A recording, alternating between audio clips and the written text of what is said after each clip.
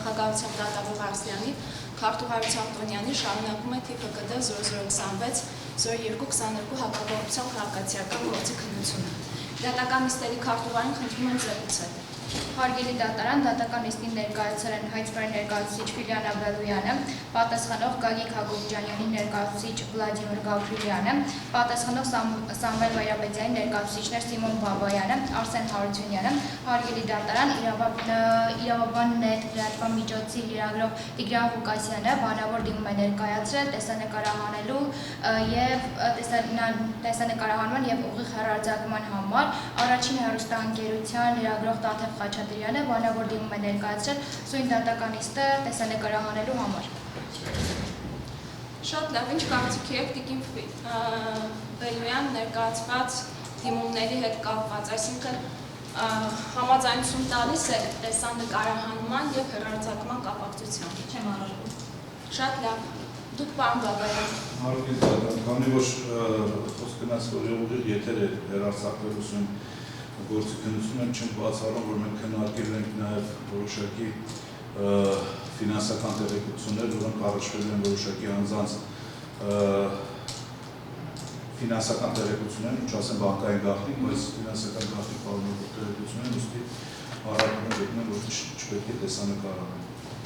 Տեսանկարահանմանը առարկում են։ Այո։ Շատ լավ, դուք պարոն Գավրիլյան, պարոն Հարությունյան, քանի որ դուք եւ պարոն Բաբայանը նույն անձի շահերն եք ներկայացնում դրա համար, այլևս ձեզ հարցի չեմ ուղղում, եթե ինչ-որ բան չունեք հավելելու։ Դուք պարոն Գավրիլյան։ Պարոն Բաբայանը։ Այսինքն առարկում եք։ Այո։ Շատ լավ, այդ դեպքում դատարանը ղեկավարվելով Հայաստանի Հանրապետության քաղաքացիական դատավարության օրենսգրքի 144-րդ հոդվածի 9-րդ մասով նկատի ունենալով, որ առկա չէ գործին մասնակցող բոլոր անձանց համաձայնությունը դատական նիստի տեսանկարահանման եւ հեռարձակման կապակցությամբ դատական նիստի տեսանկարահանումը եւ հեռարձակումը թույլ չի տալիս։ Շարունակում ենք գործի քննությունը։ Դատարանը նախորդ դատական նիստում քննարկելով ապացուցում պահանջող փաստերի շրջանակը կայացրել է ապացուցման բեռի բաշխման մասին միջնորդություն եւ ժամկետ էր սահմանել քաղաքացիական դատավարության օրենսգրքի 414-րդ հոդվածով սահմանված կարգով ապացույցներ կամ դրանց ձեռբերումն ուղղված միջնորդություններ ներկայացնելու համար։ Դատարանը արձանագրում է, որ սահմանված ժամկետում միջնորդություններ են ներկայացվել պատասխանողների ներկայացուցիչների կողմից, ինչպես նաև հայցվորի կողմից։ Քանի որ ստացվել են մի քանի միջնորդություններ, դատարանը քննարկելով ձեզ հետ կսահմանի միջնորդությունների քննարկման կարգ։ Տիկին Բելոյան, մենք ստացել ենք միջնորդություններ ապացուցման բեռի բաշխումը փոփոխելու վերաբերյալ պարոն Գաբրելյանից, ստացել ենք պարոն Հարությունյանից, այնուհետև ստացել ենք նաև վկա հրավիրելու վերաբերյալ միջնորդություններ եւ ստացել ենք ձեր միջնորդությունը գրավոր ապացույց թույլատրելու վերաբերյալ։ Ինչ կարծիքի եք, եթե առաջնահերթ քննարկենք պարոն Գաբրելյանի, պարոն Հարությունյանի միջնորդությունը, ապա անդրադարձ կատարենք մյուս միջնորդություններին։ Համաձայն եմ հարգելի դատարան։ Շատ լավ, դուք պարոն Բաբայան։ Լրացում է հարգելի դատարան, նաև միջնորդություններ են ներկայացրել գրավոր ապացույցներ։ Այո։ Ես ճիշտ հասկացա, առաջի հերթին քննարկում ենք բեռի բաշխման փոփոխությունը, որովհետև դրանով պայմանավորված մնացած հարցերի անհրաժեշտությունը։ Խնդրեմ պարոն Գաբրելյան, եթե չեք առարկում ներկայացրել ձեր միջնորդությունը։ Չեմ առարկում ներկայացնել միջնորդությունը։ Հարգելի դատարան, դատարանը կայացրել է ապացուցում պարտականություն բաշխելու մասին որոշում, որի 2.2 ենթակետի ավելությունները սահմանել է պետությանը պատճառած վնասի առկայությունը եւ շահի վերաբերյալ հետևյալ փաստերի ապացուցելու պարտականություն, փաստերի ապացուցման պարտականությունը դնելով այսօր կողմի վրա։ Դեպքում ենք, որ դատարանը կայացրած ապացուցման պարտականությունը բաշխելու մասին որոշումը ենթակա է փոփոխման, քանի որ դրանում ներառված է գործի լուծման համար էական նշանակություն ունեցող փաստ։ Մասնավորապես որոշման 2.2 առաջին ենթակետի B պարբերությունում նշված է Երևան քաղաքի Տերյան 66 շենքի 141 միավոր անշարժ գրքի յուրաքանչյուրի գրող ուսուցման ընկերության կողմից փաստացի վաճառված գինը փաստի վկայակոչումից հետո դատարանը օգտագործել է կամ շարքապը։ Միշտ իր հերթին վկայում է այն մասին, որ առնվազն տարակապություն է առաջանում առ այն, որ այն պարզելու անհնարինությունը դատարան հավանաբար նկատի է ունեցել յուրաքանչյուր բնակարանի փաստացի վաճառքի գինը պարզելու անհնարինությունը։ Եվ նշված գույքը յուրօրինակ ընկերության կողմից վաճառելու բանին, որպես համանուն պայմանների գործող այդ սուբյեկտների միջև կիրառված գին, տվյալ տարածքի անշարժ գույքի բնակարանի ավտոկայանների եւ ոչ բնակելի տարածքի 1 քառակուսի մետրի արժեքը։ Դատարանի կողմից դիտվել է որպես առանձին կազմ, որը ըստ դատարանի ունի սույն գործի լուծման համար էական նշանակություն։ Ուստի ստորև հարկի համարում առանձին անդրադառնալ դատարանի կողմից ափոստման ենթակա նշված փաստում օգտագործող եզրույթներին, մատնացույց անելով դրանցում իրավական որոշակիության բացակայությանը, ինչպես նաև առհասարակ նշված փաստի գործի լուծման համար որևէ նշանակություն չունենալու հանգամանքը։ Այն պարզելու անհնարինության եզրույթի մասով Այն պարզելու անհնարինություն եզրույթի ներքո դատարանը նկատի ունեցել նույն կետում նշված եւ սույն գործի լուծման հիմքում ընկած ամենաէական փաստը, այն է Երևան քաղաքի Տերյան 66 շենքի 141 միավոր անշարժ գույքից յուրաքանչյուրի գլոբուս ՍՊ ընկերության կողմից փաստացի վաճառքի գինը պարզելու անհնարինությունը։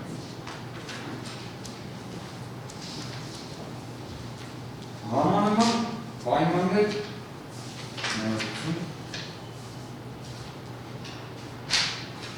Գտնում ենք, որ չնայած դատարանն օգտագործել է պարզելու անհնարինություն ձևակերպումը, սակայն բովանդակության մեջ այն նույնական է ապացուցելու անհնարինությանը, կամ հնարավոր չէ ապացուցել, կամ եթե չկարողանաք ապացուցել եզրույթների հետ։ Քաղաքացիական դատավարության օրենսգիրքը հստակ կարգավորել է այն դեպքը, երբ գործի լուծման համար էական նշանակություն ունեցող փաստի ապացուցման պարտականություն կրող կողմը սույն դեպքում նշված փաստը վկայակոչել է հայցվորի կողմից, ընկած է հայցի հիմքում։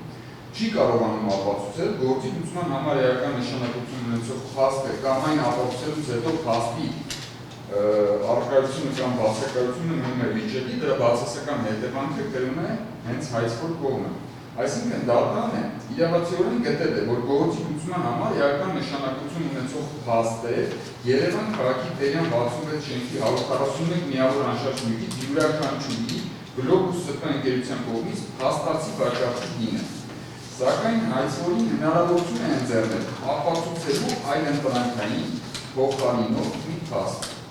Չեզոքացնելով յուրաքանչյուր անշարժ գույքի փաստացի վաճառքի գինը չապացուցելու արդյունքում հայցվորի համար վրա հասնելիք բացասական հետևանքները, որոնք նախատեսված են քաղաքացիական դատավարության օրենսգրքով։ Հարկ է հիշատակել, որ նշված իրականացվել է այն պայմաններում, երբ հայցվորի կողմից դատարան ներկայացված հայցադիմում, հայցվորի կողմից ներկայացված բոլոր դիրքորոշումներում կարմիր թելի նման անցնում է այն փաստի վերաբերյալ պնդումը, որ Տերյան 66 շենքի 141 միավոր անշարժ գույքի յուրաքանչյուրի գլոբուս ՍՊ ընկերության կողմից փաստացի վաճառքի գինը ավել է եղել, քան իրականում նոտարական վավերացման կնքված առվաճառքի պայմանագրերում։ Համանման պայմաններում գործող այդ սուբյեկտների միջև կիրառված գին եզրույթի մասով։ Սույն եզրույթն առնվազն չի պարունակում իրավական որոշակիություն։ Նշված եզրույթից հնարավոր չէ հետևություն անել, թե այդ սուբյեկտներ ասելով դատարանը ի նկատի ունի այլ գնորդներ, այլ վաճառողներ, միայն այլ գնորդներ, թե միայն այլ վաճառողներ, ինչպես նաև անհասկանալի է համանման պայմաններ եզրույթը, քանի որ առվաճառքի յուրաքանչյուր պայմանագիր ինդիվիդուալ է, քանի որ կառուցապատողի կողմից առվաճառքի պայմանագիր կնքելիս առնվազն տարբեր է պայմանագիր կողմերից մեկը, գնորդը, տարբեր է գնորդի կամահայտնությունը, ինչն իր հերթին յուրաքանչյուր պայմանագիր կնքելիս անդրադառնում են նաև վաճառողի կամահայտնության վրա, տարբեր է պայմանագրի առարկան, տարբեր է պայմանագրի գինը, տարբեր է վճարման պայմանները, յուրաքանչյուր պայմանագիր կնքելու ժամանակահատվածում տարբեր է վաճառողի ֆինանսական վիճակը, տարբեր է բիզնեսի մոդելը եւ վերջապես տարբեր են հարյուրավոր այլ գործոններ։ Տվյալ տարածքի անշարժ գույք եզրույթի մասով սույն եզրույթը ևս չի պարունակում իրավական որոշակիություն, քանի որ հստակ չէ, թե տվյալ տարածքի եզրույթի ներքո դատարանը որ տարածքն է ներառել, օրինակ Տերյան փողոցի տարածքը, թե փոքր կենտրոնի ողջ տարածքը։ Գտնում ենք, որ գործի լուծման համար էական նշանակություն ունեցող փաստերի շրջանակում իրավական որոշակիությունից զուրկ նման փաստի ներառում ինքնին խնդրահարույց է։ Ավելին, ապացուցման պարտականությունը բաշխելու մասին որոշման բովանդակությունը հնարավոր չէ բարձր թե վնասի հատուցման օրենսդրական որ նորմերի համաձայն է դատարանը եզրահանգել, որ նշված փաստը սույն գործի համար էական նշանակություն ունի։ Ելնելով վերոգերադից դատարանից խնդրում ենք փոփոխել ապացուցման պարտականություն բաշխելու մասին որոշումը 25 թվականին կայացած որոշումը, ապացուցման առարկայի միջից հանելով որոշման 2.2 կետով 2.2.1 ենթակետի պարզելությունը առկա հետևյալ փաստ է, կամ այն պարզելու անհնարինությունը և նշված գույքը գրողի ՍՊ ընկերության կողմից վաճառելու պայմանին, որպես համանման պայմաններում գործող այլ սուբյեկտների միջև իրարված գին, տվյալ տարածքի անշարժ գույքի բնականի ավտոկարանատեղի ոչ բնակելի տարածքի 1 քառակուսի ուտի արժեք։ Շատ լավ ավարտեցիք։ Տիկին Բելյան, միջնորդության կապակցությամբ որևէ դիրքորոշում ունեք։ Հարգելի դատարանստացիա նախադատական նիստի ընթացքում բավականին մանրամասն քննարկման առաջային դասի բոլոր հարցադրումները պատասխանող կողմը փորձում է ցույց տալ, որ ապացուցման պարտականությունը բաշխելու մասին որոշման դրված փաստերը իրականում չեն բխում հայցի հիմքերից, սակայն ես ինչպես նախադատական նիստի ընթացքում արդեն արձանագրել եմ առհասարական ոչ գործի քննության ընթացքում դրանք բխում են հայցի փաստական հիմքերից։ Մասնավորապես հարգելի դատարան հայցի փաստական հիմքերի 3-րդ եւ հայցադիմի ներողություն 3-րդ եւ 4-րդ էջերում նկարագրված են համապատասխան փաստական հանգամանքները, այլընտրանքային պահանջը, այլընտրանքային փաստը, որը դրել է դատարանը մեզ վրա, ապացուցելու պարտականություն եւս բխում է մեր հայցի հիմքերից, այսինքն մենք պնդել ենք, որ այո, բնակարանները պետք է վաճառվեն շուկայական արժեքներով, ուստի հարգելի դատարան գտնում եմ, որ այդ մասով ապացուցման պարտականությունը բաշխելու մասին որոշումը փոփոխելու անհրաժեշտությունը բացակայում է, որևէ հիմք առկա չէ։ Շատ լավ, պարոն Բաբայան, պարոն Հարությունյան, քանի որ դուք էլ համանման միջնորդություններ ունեք, ենթադրում եմ, որ ցանկանում եք հիմա արտահայտվել, թե ձեր դիրքորոշումը։ Կարծում եմ ճիշտ լինի հարգելի դատարան ներկայացնեմ իմ միջնորդությունները։ Շատ լավ, պարոն Հարությունյան, մինչև ներկայացնելը ես պարոն Գաբրելյանին մի հարց տվեմ ու շարունակեմ։ Պարոն Գաբրելյան, եթե այն վիճելի իրավական նորմը, որը ղեկավարվել է դատարանը, համապատասխան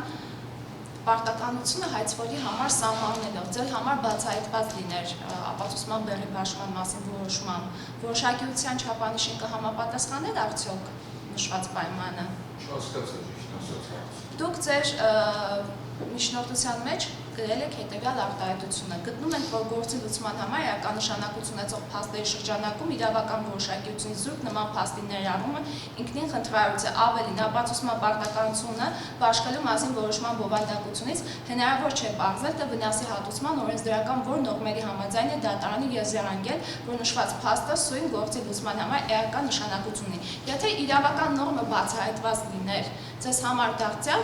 իրավական որոշակիության առումով խնդիր կհարուցեր։ Եթե իրավական նորմը բացահայտված լիներ, ես այդ ժամանակ կմտածեի, բայց ես գտնում եմ, որ չկա նման իրավական նորմ, որը մեր վեճի շրջանակում հնարավորություն է տալիս նման փաստ ներառել ապացուցման բեռի մեջ։ Ես գտնում եմ, որ չկա նման նորմ։ Օրինակ ես մի օրինակ բերեմ։ Քաղաքացիական օրենսգրքում բոլորս տիրապետում ենք սենց կարգավորում կա, ասում է գույքը բնեղենով առանձնացնելու անհնարինության դեպքում հրապարակային սակարկություններով վաճառվում է եւ մասնակիցների մեջ բաժանվում է։ Սա հստակ է, բոլորս սրա մասին գիտենք։ Սրա այլընտրանքային տարբերակի մասին կարգավորող նորմ ես չգիտեմ, հարգելի դատարան, այսինքն գիտեմ, որ չկա նման նորմ։ Դատախազությունը, որ նշում է մեր հայցի փաստերի մեջ կա նման բան, ես նման բան չեմ տեսել։ Ճիշտ ասած, ինձ երևի ես կողմ հնարավորություն չէր տրվի հարց տալու, ես այդ հարցը կտայի, ասեի մեջբերում կանեք ձեր հայցում, որտեղ եք գրել իրավական նորմը եւ այդ փաստը, որ անհնարինության դեպքում համանման պայմաններում բնակարանի գինն է հաշվի առնվելու։ Շատ լավ, պարոն Գաբրելյան, ես ձեզ այդ հնարավորությունը կտամ, որպեսզի դուք ձեր հարցադրումը ուղեք Տիկին Բելյանին, բայց որքան ես մտաբերում եմ, Տիկին Բելյանը իր խոսքում ոչ թե նշեց իրավական նորմի մասին, այլ փաստական հանգամանքների մասին խոսեց, եթե կա իրավական նորմը, կարող է նաև համապատասխան իրավական նորմը վկայակոչի։ Տիկին Բելյան, ցանկություն եք պատասխանելու։ Հարգելի դատարան, ըստ իրավական նորմը կարգավորել է հայցում բնականաբար որևէ նշանակություն կարող ունենալ, այսպես թե այնպես դատանը կաշտանված չէ իրավական նորմերով, դատանը գիտի օրենքը հետզհետե առաջնորդվում, դա նաև քաղաքացիական դատավարության օրենսգրքում ամրագրված, ինչ վերաբերում է ներողություն խնդրում ձեր հարցը վերաբերում է համանման պայմաններում գործող սուբյեկտների միջև կիրառվածքին, նախորդ դատական նիստի ընթացքում հարգելի դատարան ես պարզաբանեցի ըստ էության քննարկումների դրա հետ կապված, դա ըստ էության մի շուկայական գինն է, ինչը հավաստում է նաև կառավարության 1998 թվականի սեպտեմբերի 17-ի թիվ 580 որոշման։ Այս որոշումը ուրիշ բանի մասին է, հարգելի Դա ձեր մոտեցումն է։ Ես դիրքորոշումը այդ մասով հետագայում կհայտնի։ Այս հարցի չի վերաբերվում այդ որոշումը։ Շատ լավ, պարոն Գաբրելյան, ես հարց ունեմ դարձյալ ձեզ։ Երբ որ դատարանը ներառեց ապացուցման բեռի մեջ գույքի փաստացի արժեքը յուրաքանչյուր անշարժ գույքի միավորի մասով, հաշվի առնել նաև ձեր եւ պարոն Մայրապետյանի ներկայացուցիչների վերած փաստարկները։ Ոչ միայն ձեր փաստարկներն է հաշվի առել, այլև նաև ղեկավարվել է կիրառման ենթակա օրենսդրությամբ։ Դուք կարող եք այս դատական նիստում ուղղակի պարզաբանել, թե ինչու եք գտնում, որ փաստացի արժեքը հիմք ընդունելով պետք է հաշվարկվեն հարկային պարտավորությունները։ Նաև վկայակոչելով այն իրավական նորմերը, որոնք ձեզ նման հետևության գալու հիմք էին տվել։ Հարգելի դատարան, նախ դատանը իրավացիորեն ապացուցման բեռի մեջ ներառել է այս փաստը, որ պետք է ապացուցվի յուրաքանչյուր բնակարանի իրական վաճառքի արժեքը։ Ես այդ մասով ամբողջությամբ դատարանի հետ համաձայն եմ։ Բայց հնարավորություն տալ, այս ամենաէական նշանակություն ունեցող փաստն է այս գործով, իմ կարծիքով, հնարավորություն տալ, այս փաստը չապացուցելու դեպքում ապացուցել համանման պայմաններում այլ բնակարանների արժեքները, դա որևէ ձև չի բխում ոչ հայցից, ոչ քաղաքացիական դատավարության օրենսգրքից։ Ստացվում է մի իրավիճակ, որ դատարանը ապացուցման բեռի մեջ ներառել է էական նշանակություն ունեցող մի փաստ, որը որ ես ասեցի, որի հետ որ ես համաձայն եմ, որ դա օրենսդրական հիմքը, պարոն Գաբրելյան, իմ հարցը հետևյալն է, երբ որ դուք ընդունում եք, որ փաստացի արժեքը պիտի հիմք ընդունվի ենթադրյալ հարկային պարտավորությունը հաշվագրելու համար, կա այդպիսի մի իրավական նորմ, որից ելնելով եք դուք փաստացի արժեքը վկայակոչում։ Տեսեք, նույն հայցվորը գտնում է, որ դա շուկայական արժեքը պետք է հիմք ընդունի։ Ինչու եք դուք գտնում, որ փաստացիով պետք է հաշվարկը իրականացվի։ Ներողություն եմ խնդրում, հարգելի դատարան, հայցվորը, որ ընդունում է, որ շուկայական արժեքով, ես ասում եմ մի բան, որ չկա մի նորմ, որը կարգավորում է, դա հայցվորը պետք է վկայակոչի այդ նորմը, որը կարգավորում է, որ եթե փաստացի վաճառքի գինը չես կարողանում ապացուցել, դատարանը հաշվի առնում շուկայական արժեքը։ Նման նորմ գոյություն չունի, ես դրա համար եմ ասում, պետք է առաջնորդվենք փաստացի վաճառքի գնով։ Ինչու՞ կա այդպիսի նորմ, որը հնարավորություն է տալիս, ինչու փաստացի գործարքի արժեքը հիմք ընդունելով պետք է հաշվետվի հարկային պարտավորությունը։ Հարկային պարտավորությունը հաշվարկվում է փաստացի վաճառքի գնից, այլ ոչ թե շուկայական արժեքից։ Փաստացի վաճառքի գնից է։ Ինչով է դա կարգավորված։ Հարկային օրենսգրքում։ Շատ լավ, դուք արդեն իմ հարցին պատասխանեցիք, նստեք պարոն Գաբրելյան։ Խնդրեմ, պարոն Գաբրելյան։ Ես այստեղ կարող եմ ավելացնել այդ տեսակետը, հարգելի դատարան, ես կարծում եմ այդ նորմը կա, եւ դա քաղաքացիական օրենսգրքի 17 հոդվածն է, եւ քաղաքացիական օրենսգրքի 17 հոդվածը հստակ սահմանում է, թե վնաս վաճառելու դեպքում, ուրեմն ինչն է իրենից իր բովանդակության մեջ ինչ է հանդիսանում վնասը։ Դա այդ գույքի կորուստն է։ Մենք այս դատական process-ի ընթացքում հստակ ուրվագծեցինք մի իրավիճակ, որ հարկային օրենսդրությունը այս օրենսդրության շրջանակներում կիրառելի չէ, քանի որ մենք չենք խոսելու իմ պատկերացումն ես ասում։ Ձեր պատկերացումը, որովհետև դատարանը հարկային օրենսդրության չկիրառելիության վերաբերյալ որևէ եզրահանգում չի կատարել որևէ նախորդ դատական նիստերով։ Առնվազն մենք որևէ դատականանք չունենք այս կայունությամբ, որ հասկանանք դատարանը իմ պատկերացումն ես դրան շեշտում, դրա համար պետք է այդ շրջանակում չվիճենք, հիմա ես չվիճենք, դա։ Ես չէի վիճում, պարոն Բաբայան, շարունակեք։ Շատ բան։ Տեսեք, քաղաքացիական օրենսգրքի 17 հոդվածը երկրորդ մասը հստակ ասում է, թե ինչի մասին է խոսքում, ինչ է իրենից ներկայացնում վնասը։ վնասը իր իրավունքները խախտած անձի ծախսերը, որը նրա կատարել կամ պետք է կատարի խախտված իրավունքներ վերականգնելու համար, նրա գույքի կորուստը կամ վնասվածքը, չստացված եկամուտները, որոնք այդ անձը կստանար քաղաքացիական շրջանառության սովորական պայմաններում, եթե նրա իրավունքը չխախտվի։ Արգելի դատարան, մենք խոսում ենք դելիկտային պարտավորության մասին։ Ամբողջ process-ը ուղղակցվում է հետևյալով. վաճառվել են թանկ, սակայն այդ թանկ գինը չի ներառվել պայմանագրերում եւ դրա հարկը չի վճարվել պետությանը։ Հարկի հաշվարկման մեխանիզմը դիմում ենք հարկային օրենսդրությանը, այս կոդեքսով է խոսում, թե որ հարկատեսակի մասին է խոսքը գնում, ոչ թե ձևաչափի։ Հիմա չստացված եկամուտը այն գինն է, որը որ տվյալ անձին հաստատի արել է, այսինքն վաճառել են ապրիորի ընդունում, եթե այդպես է, եւ որը որ չի արել։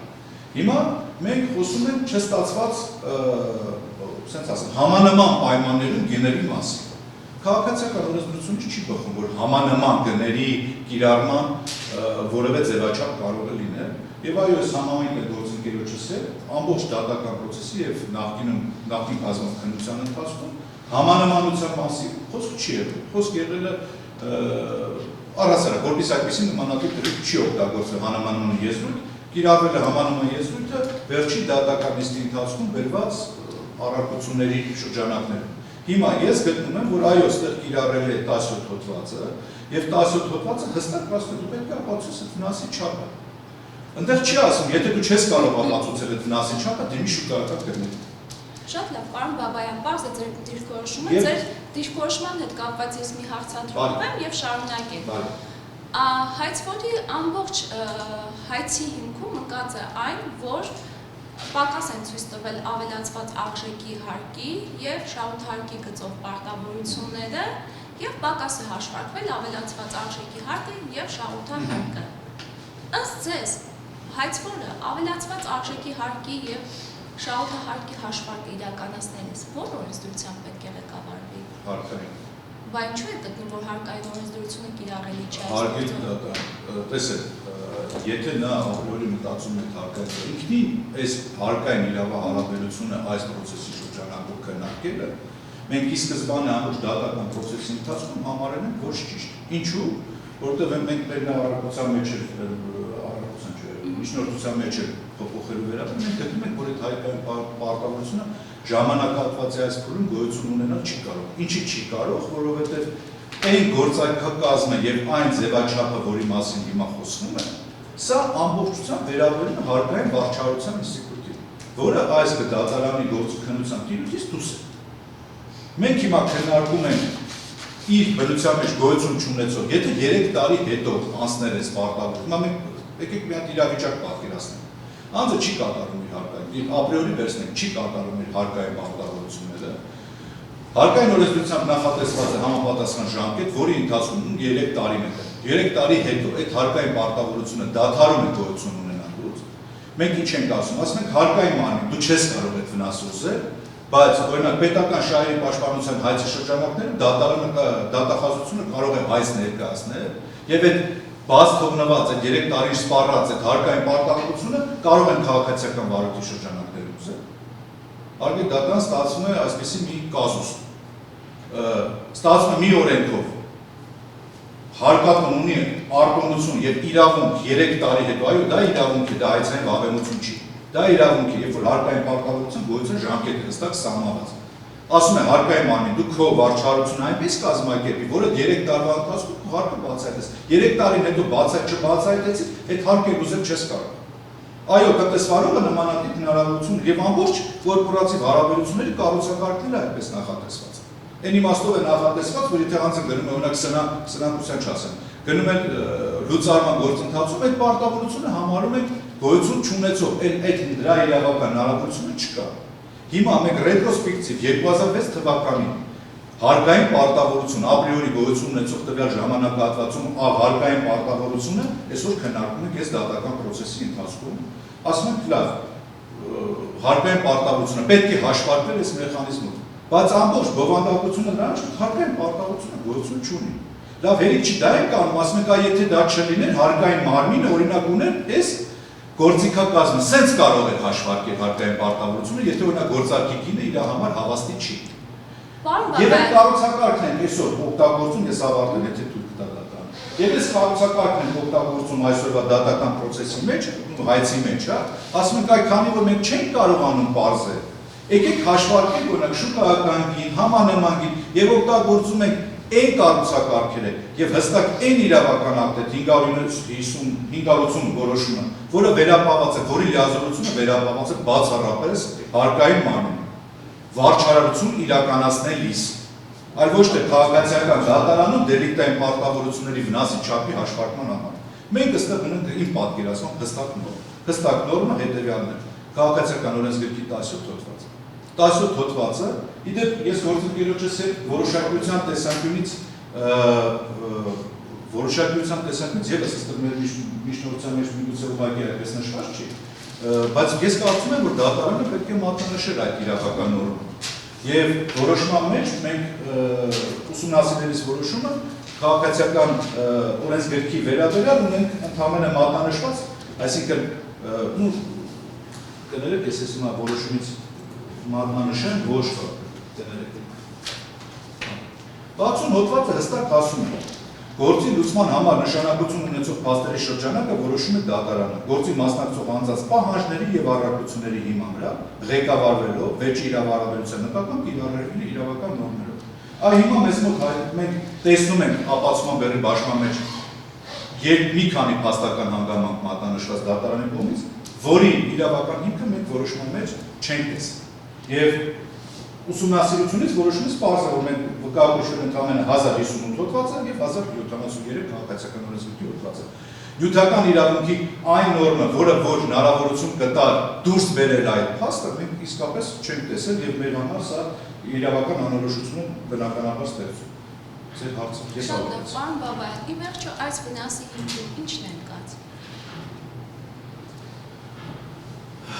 Ըստ տնօրինակչական լիազորությունների, որը իրականացնում է հայցվորը, ընկած է հարկային պարտավորությունը, որը իդեպ մենք առաջարկեցինք նախորդ դատական նիստի ընթացքում, որ ապացուցման ենթակա է նաև այն փաստը, այդ պարտավորության գոյություն ունենալու հանգամանքը։ Մատնանշվում է հարկային հարաբերությունները, Դուք պատասխանեցիք իմ հարցին, խնդրեմ, պարոն լրացնեմ իդեպ որը գոյություն չունի։ Եթե նման կերպ է ապացուցման բերբաշխում, ապա այստեղ վրա է հասնում ուրեմն քաղաքացիական դատարանի միջամտությունը վարչական մարմնի գործողությունների մեջ, բացատրեմ ինչու։ Տեսեք, լուծարվել է ընկերությունը, գլոբուսնի ռեզիդենտ, հարկային ռեզիդենտ ընկերությունը լուծարված է, այլևս գոյություն չունի։ Ընդ որում այդ լուծարման գործընթացի ընթացքում իրականացվել է հարկային ստուգում եւ համապատասխան ակտ է, վարչական ակտ է կայացվել։ Այսինքն, ստեղ գալիս է նաեւ մի իրավիճակ, որ ապրիորի դատական ակտով, եթե բավարարվում է հայցվորի պահանջը, ստացվում է, որ փոփոխվել է այն վարչական ակտը, որով ընկերությանը չի առաջադրվել այն հարկային պարտավորությունը, որի մասին խոսում է։ Այսինքն, այստեղ Որ վարչական ակտը, պարոն Հարությունյան, այդպիսի վարչական ակտ եղել է բնության մեջ։ Այո, լուծարվել է, լուծարման գործընթացում պարտադիր ստուգում է իրականացվել, մինչև ստուգում չիրականացվի, չի լուծարվում ընկերությունը։ Եվ վարչական ակտը կայացվել կապակցությամբ։ Այո։ Հա, շարունակեք։ Ընդհանրապես դա կուզեի ես փուլում ասել, որ ասենք քաղաքացիական դատավարությունը քաղաքացիական դատավարության կանոններով արգելվում է դատարանի միջամտություն կատարել վարչական մարմնի տիրույթ, այսինքն փոփոխել վարչական մարմնի կարծիքը, վարչական Որ նորմով։ Չէ, այդպես չէ։ Դե դուք նշում եք արգելվում է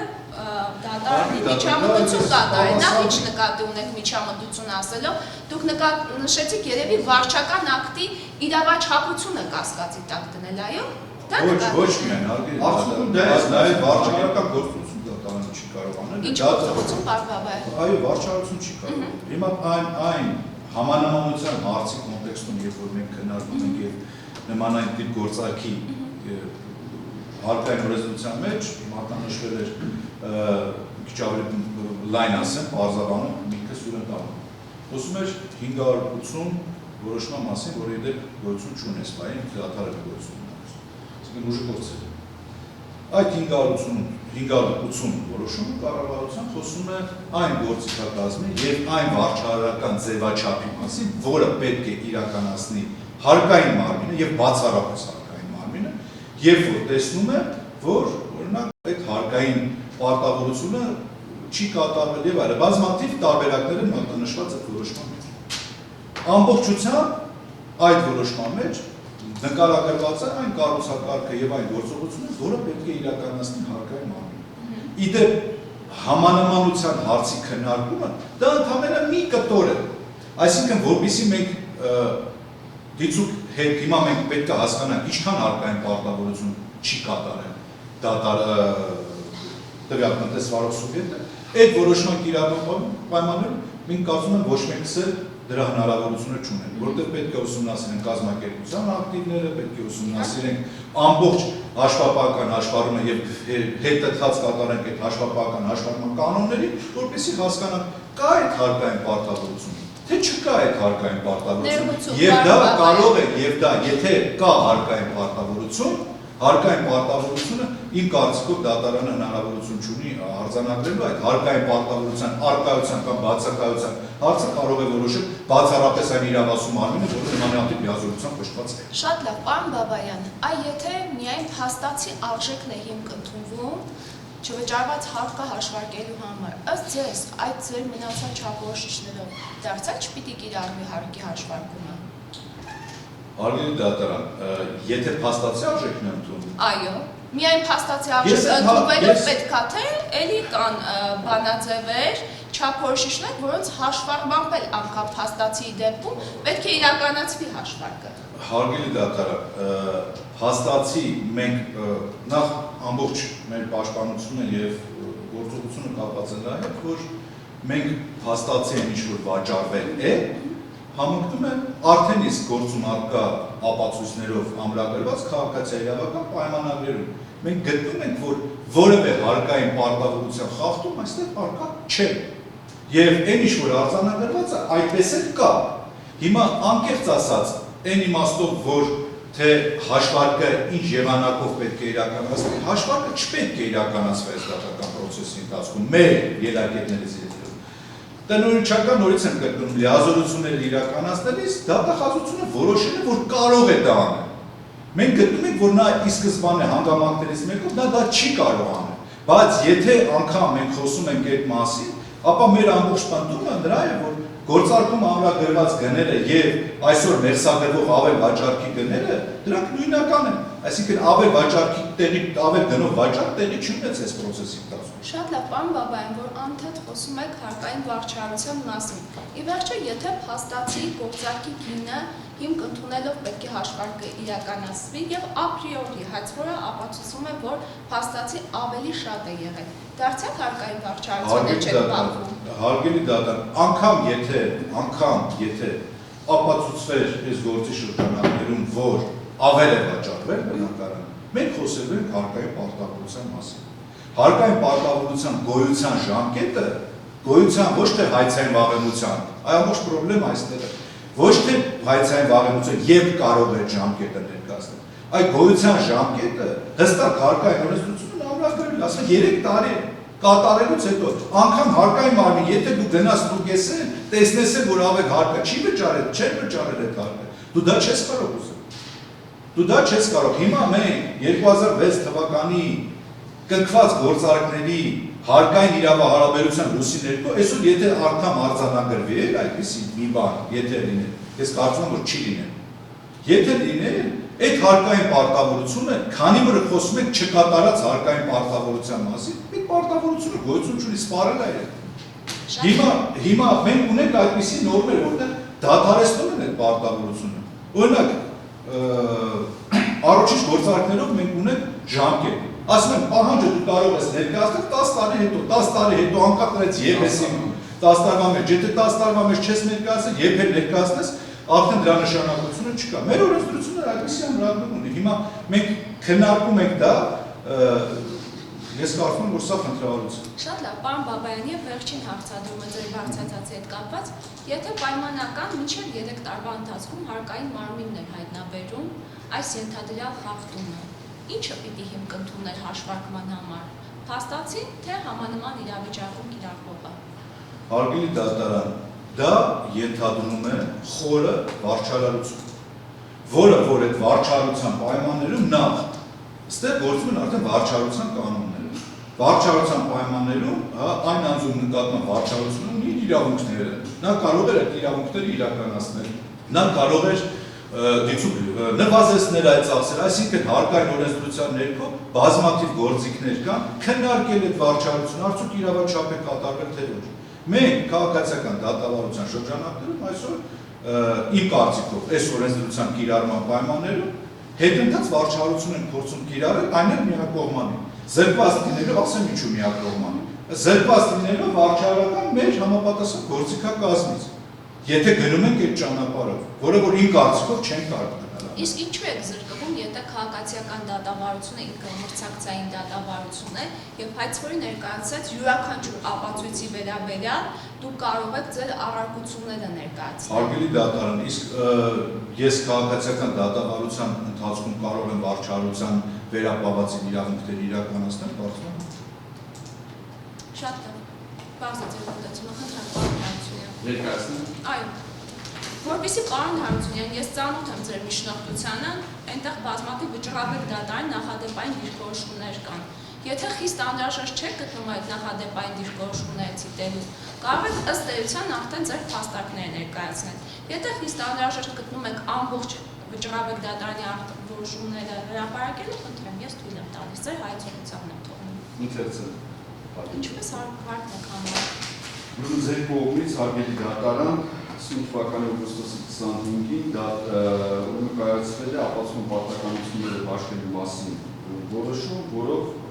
մատնանշվել են վեր են հանվել համապատասխան փաստեր։ Չեք ցանկանում ամբողջ Ոչ, Բաշխումը։ բոլորիս ասում։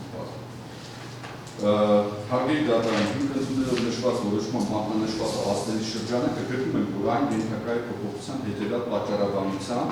անդրադառնալով գործի լուծման համար նշանակություն ունեցող փաստերին, ապացուցման առարկային եւ դրանց շրջանակը որոշելու, պետք է փաստել, որ որոշման տեղ են գտել այնպիսի փաստեր, որոնք չեն բխում հայցադիմումից, ինչպես նաեւ որոշման անդրադարձ չի կատարվել որոշակի փաստերին, որոնց մասին պատասխանող կողմը մշտապես թե գրավոր եւ թե բանավոր ձևով բարձրաձայնել է։ Որպես հայցի փաստական հիմք, հայցվորը նշել է թիվ քրեական գործի, թիվ համապատասխան քրեական գործի նախաքննության պարզվել եւ հիմնավորվել է, որ Մայրապետյանի կազմակերպման Հակոբյանը Գլոբուս ընկերության փաստացի եկամուտը չի ներառել հարկային մարմնի ներկայացված հաշվարկները։ Այդ կերպ պետական բյուջե չի վճարել առանձնապես ոչ որ չափերով ընդհանուր 5 միլիարդ 678 հազար, այնուհետև փոփոխվել է չափը 4 միլիարդ այդ սկզբնական այս դառնում։ Սամվել Մայրապետյանի եւ Գագիկ Հակոբյանի ոչ իրավաչափ վարկագծի արդյունքում Գլոբուս ընկերության կողմից օգտագործված տերյան 66 հասցեի թվով 141 անշարժումների առավաճառ պայմանագրերում որպես գործարքի արժեք նշվել է գործարքի իրական արժեքից անհամեմատ ցածր փաստացի իրական եկամուտը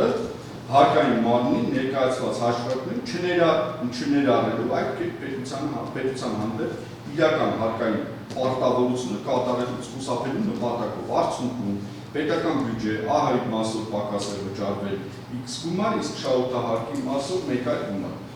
Գլոբուս ընկերության փաստացի եկամուտը հարկային մարմնի ներկայացված հաշվարկներում չներառելու արդյունքում անմիջականորեն վրա է հասել պետությանը պատճառված վնասը, այն է պետական բյուջե չի վճարվել առանձնապես ոչ որ չափերով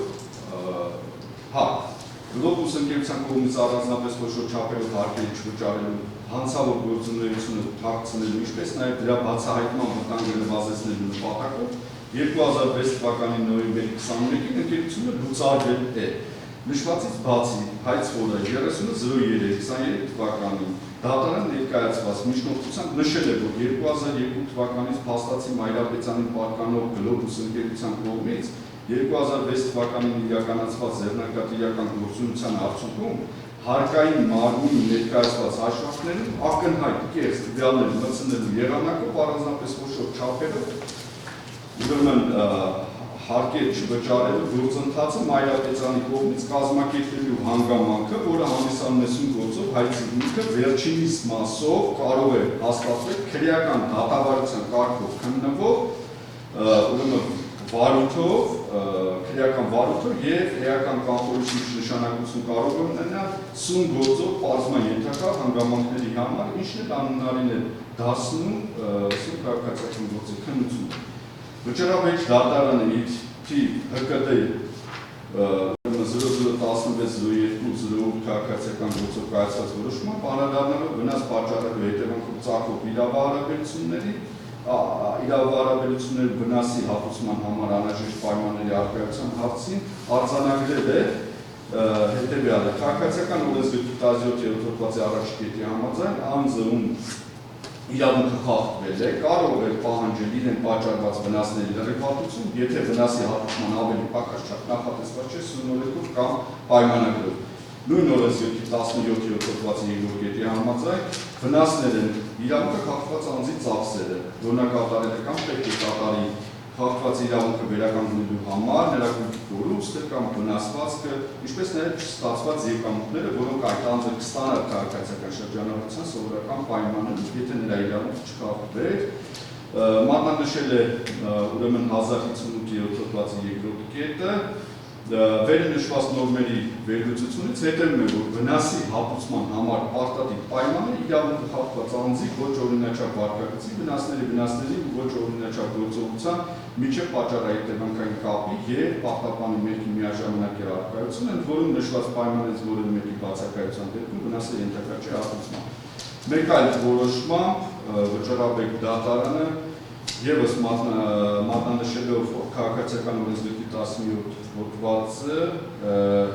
հետևության է հանգել, որ հակաիրավական ոչ օրինաչափ վարքագիծ այն գործողությունը կամ անգործությունը, որը խախտում է օրենքի այլ իրավական ակտերի պահանջները,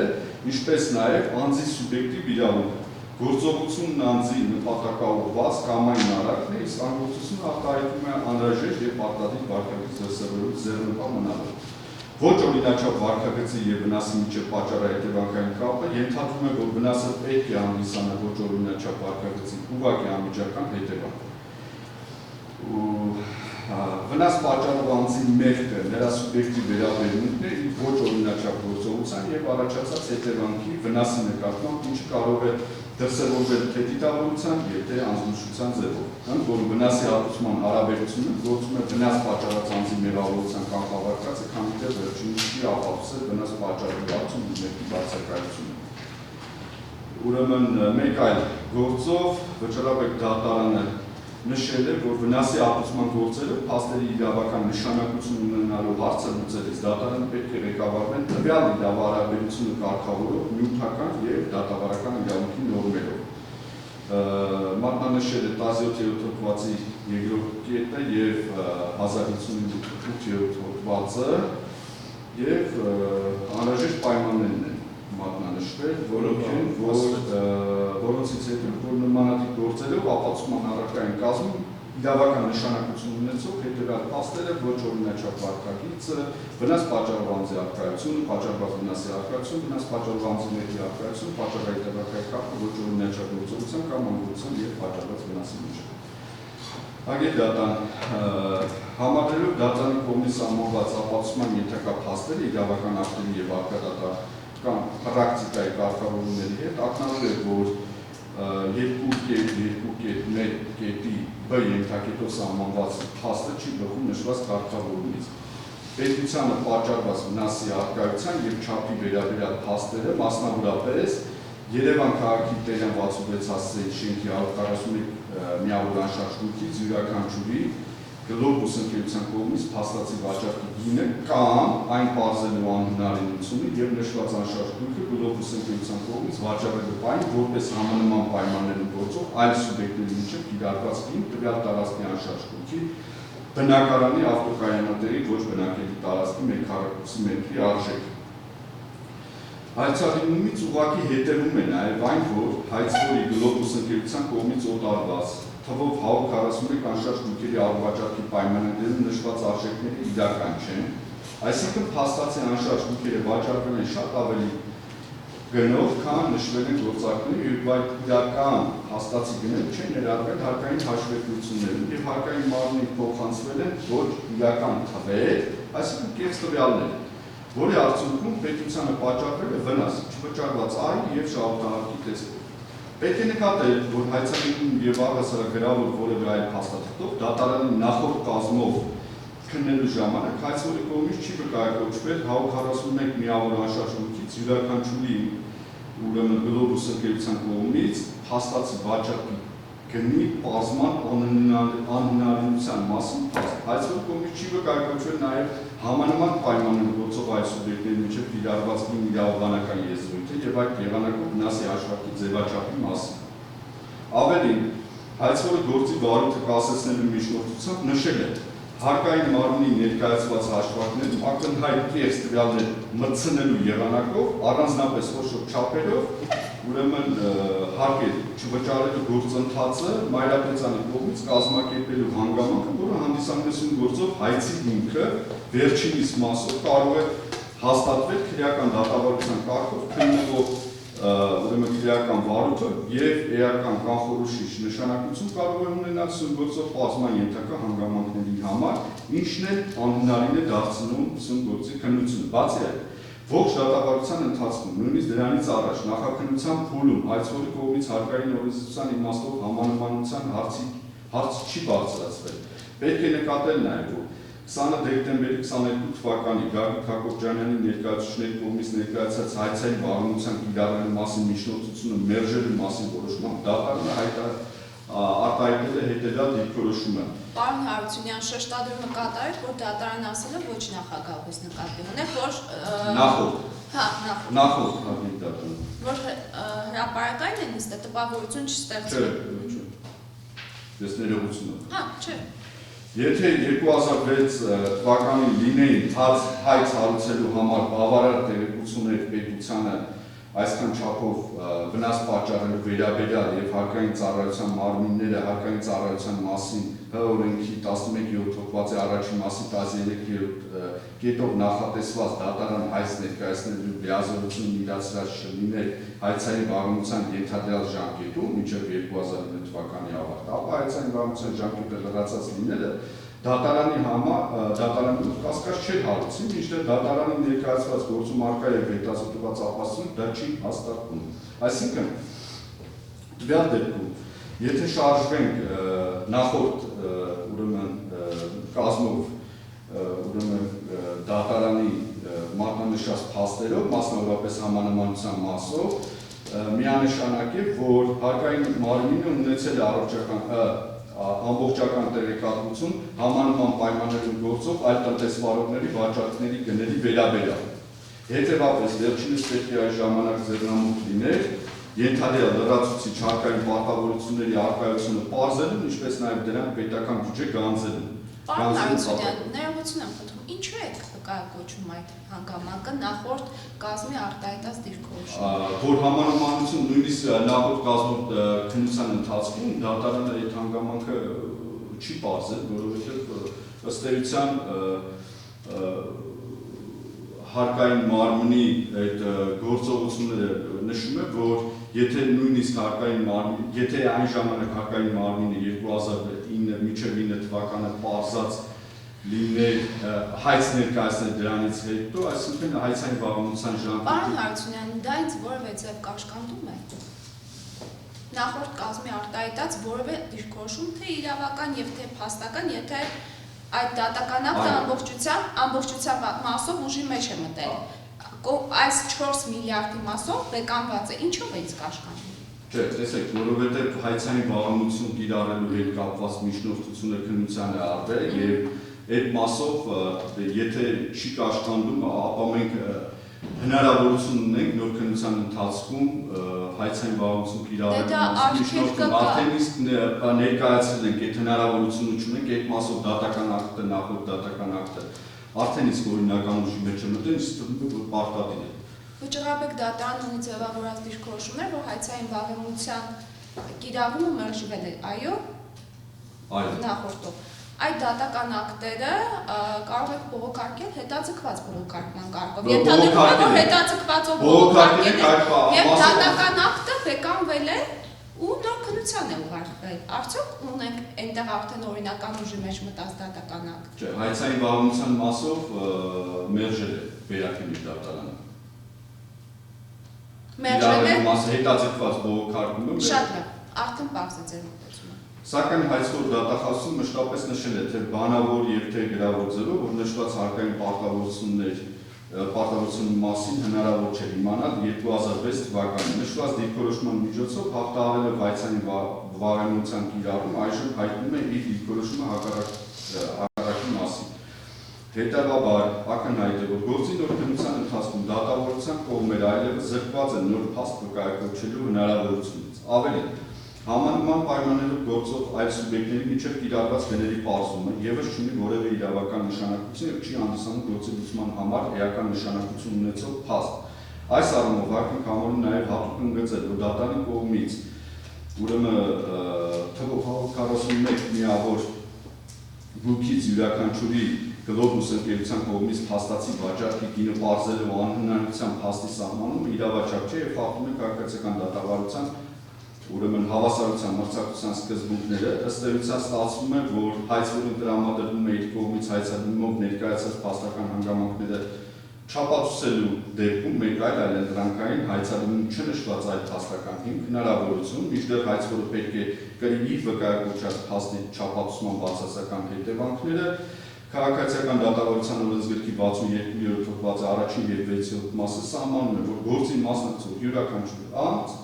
պարտավոր է ապացուցել իր պահանջների եւ առարկությունների հիմքում դրված գործի լուծման համար նշանակություն ունեցող փաստերի, եթե այլ բան նախատեսված չէ սնունդ օրենսգրքով կամ այլ օրենքներով։ Եթե բոլոր ապացույցների հետազոտումից եւ գնահատումից հետո վիճելի է մնում փաստի առկայությունը կամ բացակայությունը, ապա դրա բացասական հետևանքները կրում է այլ փաստի ապացուցման պարտականությունը կրող անձը։ Քաղաքացիական դատավարության օրենսգրքի 167-րդ հոդվածի առաջին մասի 7-րդ եւ 8-րդ կետի համաձայն առաջացանի դատարանը նախնական դատական նիստի ընթացքում գործի մասնակցող անձանց հետ քննարկում է գործի լուծման համար նշանակություն ունեցող փաստերի, այդ թվում ապացուցման կարիք ունեցող փաստերի եւ ապացուցման ենթակա փաստերի շրջանակը գործին մասնակցող անձանց հետ քննարկում է ապացուցման պարտականությունը նրանց միջև հաշվելու հարցը։ Վճռաբեկ դատանը եւս արձանագրել է, որ յուրաքանչյուր գործող կողմերի միջև ապացուցման պարտականությունը ճիշտ բաշխելու համար դատարանն առաջին հերթին պետք է բազի յուրաքանչյուր գործի լուծման համար էական նշանակություն ունեցող փաստերը, ելնելով գործին մասնակցող անձանց պահանջներից եւ առարկություններից։ Ընդ որում գործի լուծման համար էական նշանակություն ունեցող փաստի առկայությունը կամ բացակայությունը վիճելի լինելու դեպքում դրա բացասական հետևանքները կրում է այդ փաստի ապացուցման պարտականությունը կրող կողմը։ Վերահաստատելով նշված իրավական դիրքորոշումը վճռաբեկ դատարանը մեկ այլ որոշմամբ նշել է գործի մասնակցող անձանց միջև ապացուցման պարտականությունը բաշխելու հարցը կարգավորող օրենսդրական նորմերը, ապացուցման բերդաշտման կանոնները վճռորոշ նշանակություն են ստանում այն դեպքում, երբ կողմերի իրավահավասարության եւ մրցակցության սկզբունքների իրագործման պայմաններում ներկայացված ապացույցները բավարար չեն գործի լուծման համար նշանակություն ունեցող փաստական հանգամանքների առկայության կամ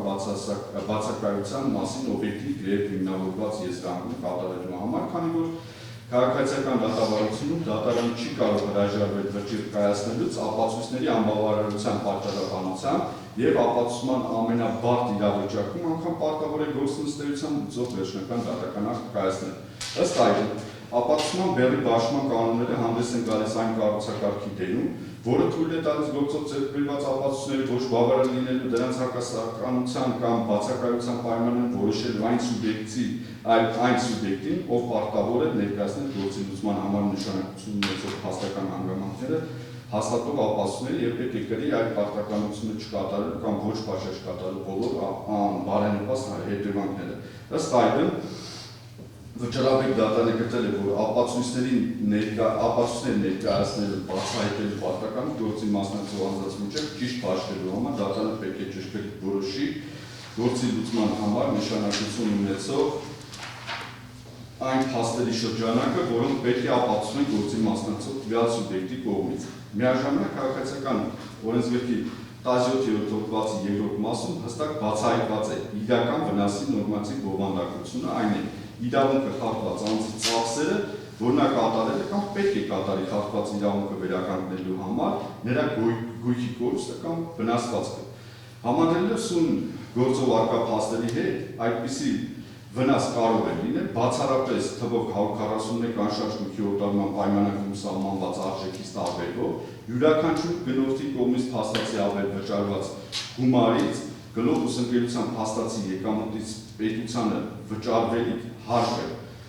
Հարկ է նշել նաև, որ թեև հայցադիմով փորձ է կատարվում ընդհանրացնել թվով 141 անշարժ գույքի օտարման գործարքների նպատակ ունենալով խուսափել դրանց այսպես կոչված իրական արժեքը ապահովելու պարտականությունից, տվյալ դեպքում պետք է նկատի ունենալ, որ դրանցից յուրաքանչյուրը վերաբերում է առանձին անշարժ գույքի եւ հարկային օրենսդրության իմաստով հանդիսանում է ինքնուրույն հարկային օբյեկտ։ Հետևաբար հարկման օբյեկտ։ Հետևաբար թվով 141 անշարժ գույքերից յուրաքանչյուրի իրական օտարման արժեքը պարզելու այցվորի հնարավորության բացակայության պայմաններում չի կարող պարզվել նաև գլոբուս ընկերության կողմից փաստացի իրական եկամուտը եւ պետության հանդեպ իրական հարկային պարտավորության չափը։ Հատկանշական է նաև, որ հարկային մարմնի ներկայացված եկամուտից տարբերվող թաքցված փաստացի իրական եկամուտի առկայությունը վկայակոչված է հայցադիմի փաստական հիմքերում։ Նկատի ունենալով, որ դատարանի որոշմամբ սահմանվում են նոր իրավաբանական եզրույթներ, վաճառքի գինը կամ այն պարզելու անհնարինություն համանման պայմաններով գործող այլ սուբյեկտների միջև կիրառված գին, որոնց իրավական հիմքերը մատնանշված չեն, ակնհայտ է, որ դրանք ներմուծված են հարկային օրենսդրությունից, որի կիրառությունը ևս բացակայում է սույն գործի շրջանակներում։ Անդրադարձ կատարելով հարկային օրենսդրությանը, հարկ ենք համարում անդրադառնալ հատկապես իրավահարաբերությունների ծագման պահին գործող հարկերի մասին օրենքի 21-րդ հոդվածի երկրորդ մասի կարգավորումներին, եթե հարկ վճարողը չի ներկայացնում հարկող օբյեկտների գծով հաշվապահական հաշվառման հարկային օրենսդրության կամ Հայաստանի Հանրապետության կառավարության որոշումներով նախատեսված դեպքում նաև այլ հաշվառման կամ գրանցումների վերաբերյալ սահմանված փաստաթղթերը կամ դրանք վարում է սահմանված կարգի խախտումը կամ ակնհայտ տվյալներ է մտցնում հարկային տեսչություն ներկայացած հաշվետվություններում, հաշվարկներում, հայտարարում եւ այլ փաստաթղթերում, որի հետևանքով անհնար է դառնում հարկային օրենսդրությամբ սահմանված կարգով հաշվարկել հարկ վճարողի հարկային պարտականությունը, ապա հարկվող օբյեկտները եւ հարկային պարտավորությունները հաշվարկվում է հարկային տեսչությունը Հայաստանի Հանրապետության կառավարության սահմանած կարգով մասնավորապես հիմնվելով հարկ վճարողի ակտիվների, հարկ վճարողի իրացման շրջանառության ծավալների, հարկ վճարողի արտադրության եւ շրջանառության ծախսերի, գույքագրման եւ չափագրման տվյալների, օրենքով սահմանված կարգով երրորդ անձից ստացված տեղեկությունների, համանման պայմաններով գործող այլ սուբյեկտների միջև կիրառված գների եւ այլ ցուցանիշների, հասույթի հաշվարկային 25% վերադիրի օրենքով իրականացված հսկիչ գնումների վրա։ Տվյալ իրավակարգավորման համաձայն հարկային տեսչության կողմից իրականացվելիք վարչարության ժամանակ պակաս հարկի հաշվարկման նպատակով կարող են կիրառվել համանման պայմաններով գործող այլ սուբյեկտների միջև կիրառված գները։ Սակայն պետք է նկատի ունենալ, որ սույն նորմի կիրառությունը տվյալ գործի շրջանակներում բացառվում է նկատի ունենալով, որ այն վերաբերել է բացառապես հարկային վարչարությանը եւ ենթակա է կիրառման միայն հարկային մարմնի կողմից հարկային հսկողության ժամանակ։ Ավելին 2006 թվականի դրությամբ գործող հարկերի մասին օրենքի 30.1 հոդվածի առաջ պարբերությունը սահմանում է հարկային օրենսդրության։ Ես հիշում եմ, որտեղ դուք ընդհատեցիք, քանի որ միանգամից հարցը ծագեց ձեր առաջ քաշածի հետ կապված։ Եթե դուք գտնում եք, որ հարկային վարչարության շրջանակներում համանման իրավիճակում գործող այլ սուբյեկտների միջև կիրառված գները եւ այլ ցուցանիշները կարող են կիրառվել, դա ենթադրում է հարկային վարչարության իրականացում։ Իսկ եթե գործարքի փաստացի գինն է հիմք ընդունվում, ինչու դա հարկային վարչարություն չէ։ Արգիլ դատարան, տեսեք, ես նորից ես կպատասխանեմ այդ հարցին։ Սա այս ձևաչափը որոշել է տնօրինական իր սկզբի լիազորությունը իրականացնելիս հայցվող։ Հիմա ցանկացած հարկի հաշվարկ իրականացումը այս պրոցեսի ընթացքում դա հարկային վարչարություն։ ուզենք մենք դա, չուզենք, բայց դա հարկային վարչարություն է։ Այդ թվում նաև փաստացի վաճառքի գինի հիմք ընդունելով, պարոն Ես ձեր հարցին ապա պատասխանեցի այս ժամանակ։ Ուղիղ չպատասխանեցիք, պարոն Բաբայան։ Նորից եմ պատասխանում այս հարցին։ Տեսեք, մենք գտնում ենք, որ փաստացի գինը համընկնում է գործարքներում արկա մատնանշված գների հետ։ Դե դա պարզ է ձեր Հիմա մոտեցումը։ Եթե ես ներողություն, պարոն Բաբայան, ես ոչ թե այս գործի շրջանակներում ձեր արտահայտած պաշտպանական դիրքորոշումն եմ հարցնում, այլ իրավական հարցադրում։ Իմ իրավական հարցադրումները իրական նշանակություն են ունենալու այս գործի լուծման համար, բայց այնուամենայնիվ տեսեք, եթե այս առհասարակ մեր իրավական դիրքորոշումը ի սկզբանե ամբողջ process-ի ընթացքում եղել է այն, որ հարկային պարտավորությունը դու չես կարող չկատարած հարկային պարտավորությունը 20 տարի հետո գաս ուզես չես կարող անել, որովհետև դա պետք է անի իր ժամանակի եւ այլն, անգամ եթե այլ բան, եթե մենք խոսենք հանցագործության պատճառած վնասի մասին եւ այլն, միգուցե այստեղ քննարկենք, բայց մենք դելիկտային պարտավոր եւ իդեպ շատ կարեւոր է մի բան, ասում եմ փաստացի, այսինքն նույն հայցադիմում որպես փաստ ինչ է նշում այսօր։ Նշում է, ասում է հետեւյալը, փաստացի վաճառված գները նա չի ներառել։ Հիմա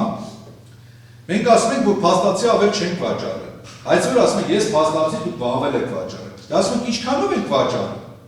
Շատ տրիվիալ, պարզ հարց է։ Մենք ինչ ենք հիմա ասում։ Ասում ենք, ոչինչ, լավ, թող կներեք սա ռետորական է, որևէ անձի չի ուղղված։ Մենք ինչ ենք ասում սա։ Ասում ենք, լավ, փաստացի չես կարողանում վաճառես, համանման արա, որովհետև հարկային օրենսդրությունը շրջանակներում, եթե այն ժամանակ հարկ հաշվարկենք, կարող է եւ հարկային օրենսդրության պայմաններում համանմանը կիրառելի լինել։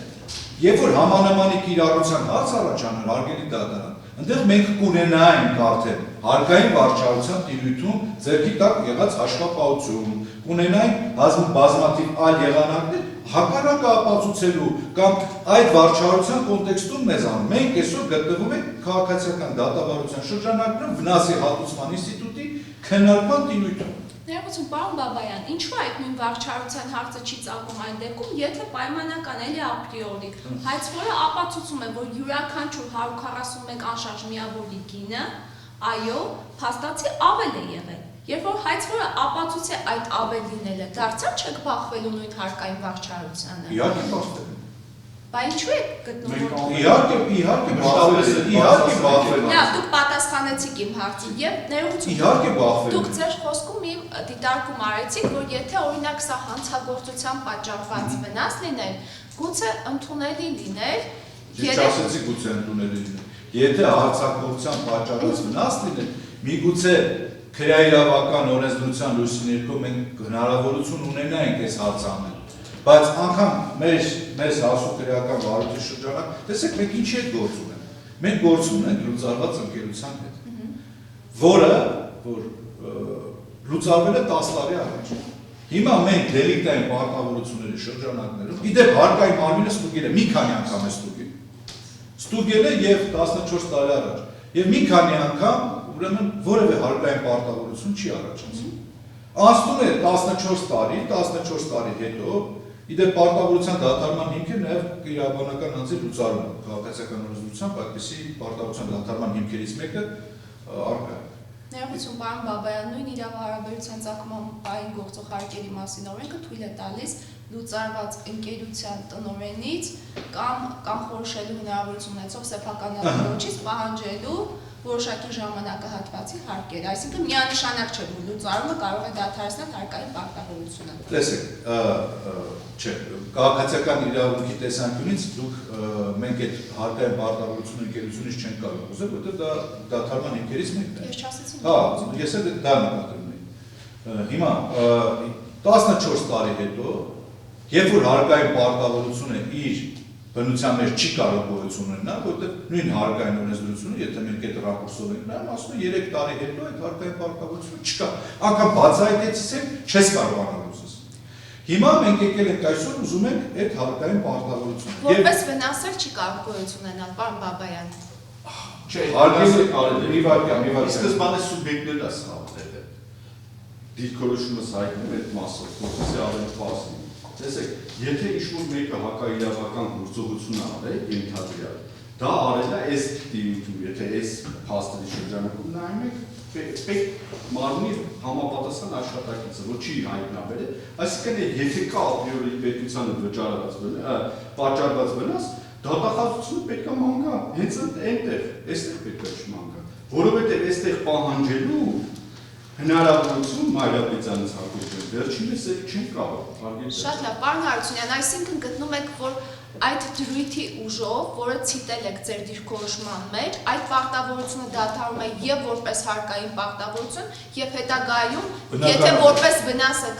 գանձում, դա է դադարում։ Անկախ դատավարության տեսանկյունից քաղաքացիայի իրավական է, քրեաիրավական է։ Հարգելի դատան, ես այս դատավարության տեսանկյունից ասեմ, քրեական իրավունքի մասնագետից չեմ համարում, մենք քաղաքացիական դատավարության շրջանակում ենք գործում, այո, գտնում ենք դատարանում։ Շատ լավ, ես ձեր դիրքորոշումն եմ ուղղակի ուզում։ Պարոն Հարությունյան, շարունակեք, խնդրեմ։ Ուրեմն ավելին, 2006 թվականի դրությամբ գործող հարկերի մասին օրենքի 30 կետն կոչված է առաջապատվություն սահմանում է հարկային օրենսդրության խախտումներ հայտնաբերել դեպքում հարկային պարտավորություն չեն կարող առաջանալ, եթե տվյալ խախտումը հայտնաբերվել է այն կատարելու տարվան անմիջապես հաջորդող 3 տարի լրանալուց հետո, այսինքն այն դեպքում, երբ հարկային օրենսդրության խախտումը տեղի ունեցել այն հայտնաբերելու պահից 3 տարի առաջ, ապա խախտման արդյունքում չվճարված հարկերի մասով պահանջ ներկայացնելու իրավունքը պետության մոտ ինքնին դադարում է մեր դեպքում հայցանումով ներկայացված բռնագանձման ենթակա գումարների բնույթի վերություն արի եւ շահութարքի մասով ենթադրաբար պարտված վճարված հարկերներ, որոնք ըստ վերը նշված կանոնի այլևս գոյություն չունեցող սպառված պարտավորություններն ինչն իր հերթին բացառում է դրանք որպես վնաս ներկայացնելը դրանք օրենքի ուժով այլևս գոյություն չունեն։ Նշվածով պայմանավորված գտնում ենք, որ որոշման 2.2.1 կետի B ենթակետից անհրաժեշտ է հանել համանմանությանը եւ անհնարինությանը վերաբերյալ պայմաններ եւ այդ ենթակետը շարադրել հետեւյալ նոր խմբագրությամբ Երևան քաղաքի Տերյան 66 հասցեի շենքի 141 միավոր անշարժ գույքից յուրաքանչյուրի գլոբուս ընկերության կողմից փաստացի վաճառքի գինը Հարկի դատան գտնում ենք, որ փոփոխման է ենթակա նաև 2.2.3 կետը պատասխանող Սամվել Մայրապետյանի գլոբուս ընկերությանը կատարման համար պարտադիր ցուցումներ տալու կամ նրա որոշումները կանխորոշելու հնարավորություն ունենալու փաստը։ Այս առումով ևս ինչպես հայցադիմումով եւ առասարակ ոչ դատավարության ընթացքում Սամվել Մայրապետյանի իբրև ոչ օրինաչափ վարկագիծ Ներկայացված է գլոբուս ընկերության կողմից օտարված Տերյան 66 հասցեի թվով 141 անշարժ գույքերի առվաճառքի պայմանագրերում նշված արժեքների իրական փաստացի գները հարկային հաշվարկներում չներառելու եւ հարկային մարմնի ոչ իրական թվեր փոխանցելուն ուղղված գործողությունների կազմակերպումը։ Հետևաբար Սամվել Մայրապետյանի գլոբուս ընկերությանը կատարման համար պարտադիր ցուցումներ տալու կամ նրա որոշումները կանխորոշելու հնարավորություն ունենալու հարցը առասարակ չի քննարկվել սում գործի քննության շրջանակներում։ Միաժամանակ անհասկանալի է տվյալ փաստական հանգամանքի իրավական հիմքը, քանզի Սամվել Մայրապետյանի ենթադրյալ ոչ օրինաչափ գործողությունը պետք է դիտարկել բացառապես հայցադիմում նշված գործողությունների տեսանկյունից, որոնք հայցվելու կողմից բնութագրվել են իբրև քրեական օրենսգրքի 205-րդ հոդվածով նախատեսված արարք։ Ավելին, նման փաստ սահմանելով դատանը շեղվում է վերաքննիչ հակակոռուպցիոն դատանի 2024 թվականի նոյեմբերի 22 որոշումով սահմանված շրջանակից, որով վերաքննիչ դատարանը Մայրապետյանի ենթադրյալ արարքը դիտարկել է քրեաիրավական հարաբերությունների լույսի ներքո Ինչպես եւ հայցվորը, որպիսի պայմաններում տվյալ փաստի սահմանումը հակասության մեջ է վերաքննիչ դատարանի որոշման հետ։ Վերաքննիչ դատարանը մասնավորապես նշել է հետևաբար դատարանի կողմից թույլ տրված անձի արդար դատաքննության իրավունքի խախտումը բավարար է բողոքարկող դատական ակտը բեկանելու համար։ Խոսքը գնում է նախորդ քննությամբ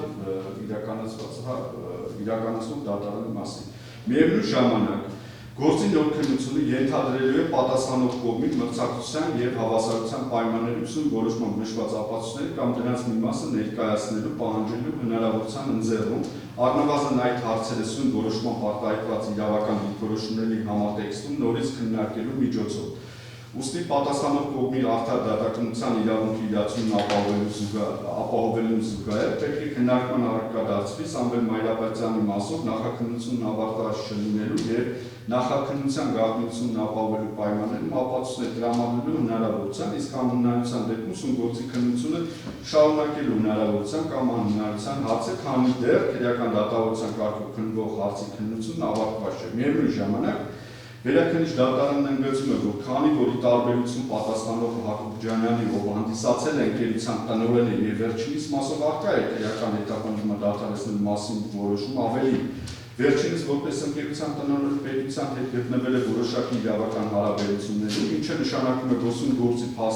փաստերով հնարավոր է հաստատել կամ հերքել վերջինիս կողմից պետությանը պատճառված վնասի առկայությունը, հիմք ընդունելով նաև վճռաբեկ դատարանի ձևավորված նախադեպային պրակտիկան, ապա Սամվել Մայրապետյանի արարքի վերաբերյալ քրեական գործով առկա չէ վերջնական որոշում, այնինչ վերջինիս մասով քրեական գործով իրականացվող քննությունը և դրա արդյունքում կայացվելիք դատական ակտը կամ որոշումը սուն քաղաքացիական գործի համար կարող է ունենալ էական նշանակություն այն իմաստով, որ վերջինս սուն գործով ներգրավված է որպես երկրով պատասխանող համարեք պատճառված վնասի ինստիտուտի կիրառման իմաստով և քանի որ վերջինս պետական եկամուտների կոմիտեի հետ հարկային օրենսդրությամբ սահմանված իրավական որևէ հարաբերության մեջ չի գտնվել, ապա վերջինիս առնչակցությունը սույն գործի փաստերին, այդ թվում համապարտությամբ վնասի հատուցման պայմանների առկայությունը կարող է հաստատվել կամ հերքվել քրեական գործի քննության արդյունքում ձեռք բերված ապացույցներով, իսկ քրեական գործի քննության արդյունքներից կախված սույն գործի արդյունքներից կախված գործի քննության անհնարինությունը չի հիմնավորելու դեպքում սույն որոշմամբ քննարկող ապացույցների ձեռքբերման միջնորդությունների քննության արդյունքում ակնկալվող փաստական տվյալների ստացմամբ։ Նշվածով պայմանավորված գտնում ենք, որ որոշման 2.2.3 կետը պետք է հանել, իսկ 2.2.5 կետը փոխել այն շարադրելով հետևյալ նոր խմբագրությամբ։ Գլոբուս ընկերության կողմից օտարված տերյան 66 հասցեի թվով 141 անշարժ գույքերով առողջարքի պայմանագրերում նշված արժեքները իրական փաստացի գները հարկային հաշվետվություններում չներառելու և հարկային մարմնի ոչ իրական թվեր փոխանցելուն ուղղված գործողությունները Գագիկ Հակոբյանի միջոցով պատասխանող Սամվել Մայրապետյանի կողմից կազմակերպելու և կեղծ տվյալներ ներկայացնելու փաստը։ Տվյալ փաստերի նման կերպ ներառումն ապացուցման առարկայում ունի առանցքային և էական նշանակություն, քանզի այսօր կողմից մատնանշում են կոնկրետ գործողություններ, որոնք ներկայացված են որպես պատասխանողի կողմից դրսևորած ոչ իրավաչափ վարքագիծ։ Միաժամանակ ստիպված են արձանագրել, որ տպավորություն է ստեղծվում, որ դատարանի կողմից ուղղակի խախտվում է կողմերի մրցակցության իրավունքը և փորձ կատարվում նման փաստական հանգամանքներ սահմանելով ապահովել նշված հայցապահանջի բավարարումը։ Ակնհայտ է, որ դատարան իրավունք չունի շեղվել հայցադիմի ներկայացած փաստերից, փոփոխել դրանք։ Ավելին, եթե մեր կողմից ներկայացվող ապացուցման ենթակա փաստը դուրս է մնում ապացուցման առարկայից, ապա ստեղծվում է մի իրավիճակ, որով կասկածի տակ է դրվելու կայացվող դատական ակտի իրավաչափությունը։ Բացի այդ, պատասխանողներից Սամվել Մայրապետյանի ներկայացուցիչները ուրեմն նախորդ դատական նիստին գործի լուծման համար նշանակություն ունեցող փաստերի, այդ թվում ապացուցման կարիք ունեցող փաստերի և ապացուցման ենթակա փաստերի շրջանակի քննարկման փուլում հայտնեցին դիրքորոշում առ այն, որ սույն գործի լուծման համար նշանակություն ունի այն հանգամանքը, որ հայցադիմով ներկայացված բռնագանձման ենթակա գումարների բնույթ ու էությունը ԱՀ-ի և շահութահարկի մասով ենթադրաբար պակաս վճարված հարկերն են, որոնք ըստ 2006 թվականի դրությամբ գործող հարկերի մասին օրենքի 30.1 հոդվածի առաջ պարբերությամբ սահմանված կանոնի այլևս գոյություն չունեցող սպառված և դադարած պարտավորություններն են, ինչն իր հերթին բացառում է դրանք որպես վնաս ներկայացնել, քանզի դրանք օրենքի ուժով այլևս գոյություն չունեն։ Տվյալ դեպքում դատարանի կողմից ապացուցման պարտականությունը բաշխելու մասին որոշման պետք է անդրադարձ կատարվել նաև ուրեմն այսքան չափով դրամի, որպես չվճարված ԱՀ-ի և շահութահարկի առհասարակ պահանջ ներկայացնելու նշված հարկային պարտավորության առկայության փաստը։ Հետևաբար միջնորդում ենք փոփոխել ՀԿԴ 0026-02 քաղաքացիական գործով դատարանի կողմից 25/08/2025 թվականի ապացուցման պարտականությունը բաշխելու մասին որոշումը հետևյալ կերպ 2.2.3 մեկ կետի B ենթակետը շարադրել հետևյալ նոր խմբագրությամբ, B Երևան քաղաքի Տերյան 66 հասցեի շենքի 141 միավոր անշարժությունից յուրաքանչյուրի գլոբուս ընկերության կողմից փաստացի վաճառքի գինը, հանել որոշման 2.2.3 կետը, որոշման 2.2.5 կետը փոփոխել այն շարադրելով հետևյալ նոր խմբագրությամբ, Գլոբուս ընկերության կողմից օտարված Տերյան 66 հասցեի թվով 141 անշարժ նյութերի առողջարքի պայմանագրերում նշված արժեքները իրական փաստացի գները հարկային հաշվարկներում չներառելուն եւ հարկային մարմնի ոչ իրական թվեր փոխանցելուն ուղղված գործողությունները Գագիկ Հակոբյանյանի միջոցով պատասխանող Սամվել Մայրապետյանի կողմից կազմակերպելու եւ կեղծ տվյալներ ներկայացնելու փաստը որոշման մեջ լրացնելու նոր փաստ այն է արկա է արդյոք այսքան դրամի չափով հարկային պարտավորություն սուն գործող հայցքով դատախազության կողմից հայցադիմում դատարան ներկայացնելու պահին։ Նշված բոլոր փաստերը պետք է ապացուցի հայցքորը, բացառությամբ 5-րդ կետում նշված, որը պետք է ապացուցեն պատասխանողները։ Ավարտեցիք, Ես մի բան էլ ավելացնեմ, եթե կարելի հարգել դատարան, այս 2-3 կետի փաստի հետ կապված նախորդ դատական նիստի ընթացքում մեզ մոտ քննարկում տեղի ունեցավ եւ դատարանը հարցադրում արեց դուք վստահ եք, որ քաղաքացիական իրավունքում չկա այդպիսի նոր կրկին անգամ ուսումնասիրելու արդյունքում ես հասկացա, որ այդպիսի նոր իսկապես քաղաքացիական իրավունքը չի նախատեսում, որը որ վերաբերելի կլինի սույն գործին, իսկ ապացման բեռի պաշտպան մասին որոշման մեջ այն դեպքում որ դատարանը 5 կարծիքով պետք է ուղղակի մատնանշված է, որ պետք է մատնանշի այն իրավական նորմերը, որը որ ղեկավարում է, այս փաստի ներառման համատեքստում մենք եւս չգտանք այդպիսի նոր, Արգել դատարան եւ ինքնին նորից եմ կրկնում, սա պատասխանող Սամվել Մայրապետյանի գլոբուս սուպերընկերությանը կատարման համար պարտադիր ցուցումներ տալու կամ դրա որոշումները կանխորոշելու հնարավորություն ունենալու փաստը քաղաքացիական հարաբերությունների լույսի ներքո այս փաստական հանգամանքների համատեքստում որևէ իրավական նշանակություն առասարակ ունենալ չի կարող, դեռ սրա մասին շատ դետալացնենք խոսեցինք։ Շատ լավ, դուք վիդեոյան դիրքորոշում ունեք պարոն Հարությունյանի միջնորդության հետ կապված։ Հարգելի դատարան կրկին գտնում ենք, որ որևէ կակաչապատման պարտականությունը բաշխելի մասին որոշումը փոփոխելու համար միայն կխնդրեմ պատասխանող կողմին, եթե հայցի փաստական հանգամանքները ներկայացնեն, կտրված չներկայացնեն եւ մասնավորապես խնդրում ուշադրություն դարձնել հայցադեպի 3 եւ 4 էջերին, որովհետեւ այնպեսի տպավորություն է ստացվում, որ դատարանը ապացման պարտականությունը բաշխել է հայցում նշված փաստական հանգամանքների շրջանակից դուրս, ինչը չի համապատասխանում իրականությանը։ Հարգելի դատարան, ըստ էության այս բոլոր հարցադրումների հետ կապված մենք արդեն իսկ քննարկում արել ենք հայցվոր ներկայացրել դիրքորոշումը, միայն մի հանգամանքի կցանկանամ, մի հանգամանքի վերաբերյալ կցանկանամ դիրքորոշումը, խոսքը վերաբերում է այն հանգամանքին, որ սույն միջնորդությամբ անընդհատ ըստ էության պատասխանող կողմը նշել է, որ դատախազությունը գտնում էր, որ սույն գործի քննությունը անհնարին է, քրեական գործով պետք է հիմնավորվել, այդ թվում Մարապետյանի անուշակցությունը, Մարապետյանի անուշակցության մասով դիրքորոշումը ըստ էության բացի դուք չեք հիշել, որ Մարապետյանի անուշակցություն եք ընկերության հետ, այդ թվում նախորդ դատական նիստի ընթացքում նշեցիք, որ չեք հերքում, որ պայմանագրերի մասով, այո, հնարավոր է որ պայմանագրերի մասով Մարապետյանը ուրեմն վաճառքի գինը բարձրին ուղղված գործողություններ, պայմանավորված վաճառքի գինը որոշելուն ուղղված գործողություններ կատարած լիներ։ Ինչ վերաբերում է մեր կասեցման միջնորդությանը, հարգելի դատարան, մենք բազմիցս նշել ենք, որ ի սկզբանե հայց ներկայացնելիս հայցվոր կողմը ունեցել է ապացույցների բավարար համակցություն, որոնք ինքնավորեն եւ Սամվել Մայրապետյանի եւ Գագիկ Հակոբյանյանի ոչ իրավաչափ արարքը։ Երկու ապացույց, որոնք եզրակացություններ են, այո, ներկայացվել են հետագայում ասեն ապացման պարտականությունը բաշխելու մասին որոշումը կայացվելուց հետո, բայց դրանք ըստ էության հիմնավորում էին վնաս։ Ոչ իրավաչափ արարքի մասով մենք ի սկզբանե ունեցել ենք ապացույցների բավարար համակցություն, ինչ վերաբերում է կասեցման միջնորդությանը, մենք ի սկզբանե այս միջնորդությունը ներկայացնելիս նշել ենք, որ դա ըստ էության առավելապես արվում է պատասխանող կողմին քրեական գործից համապատասխան ապացույցներ ձեռք բերելու իրավունքը ապահովելու համար, որպեսզի ըստ էության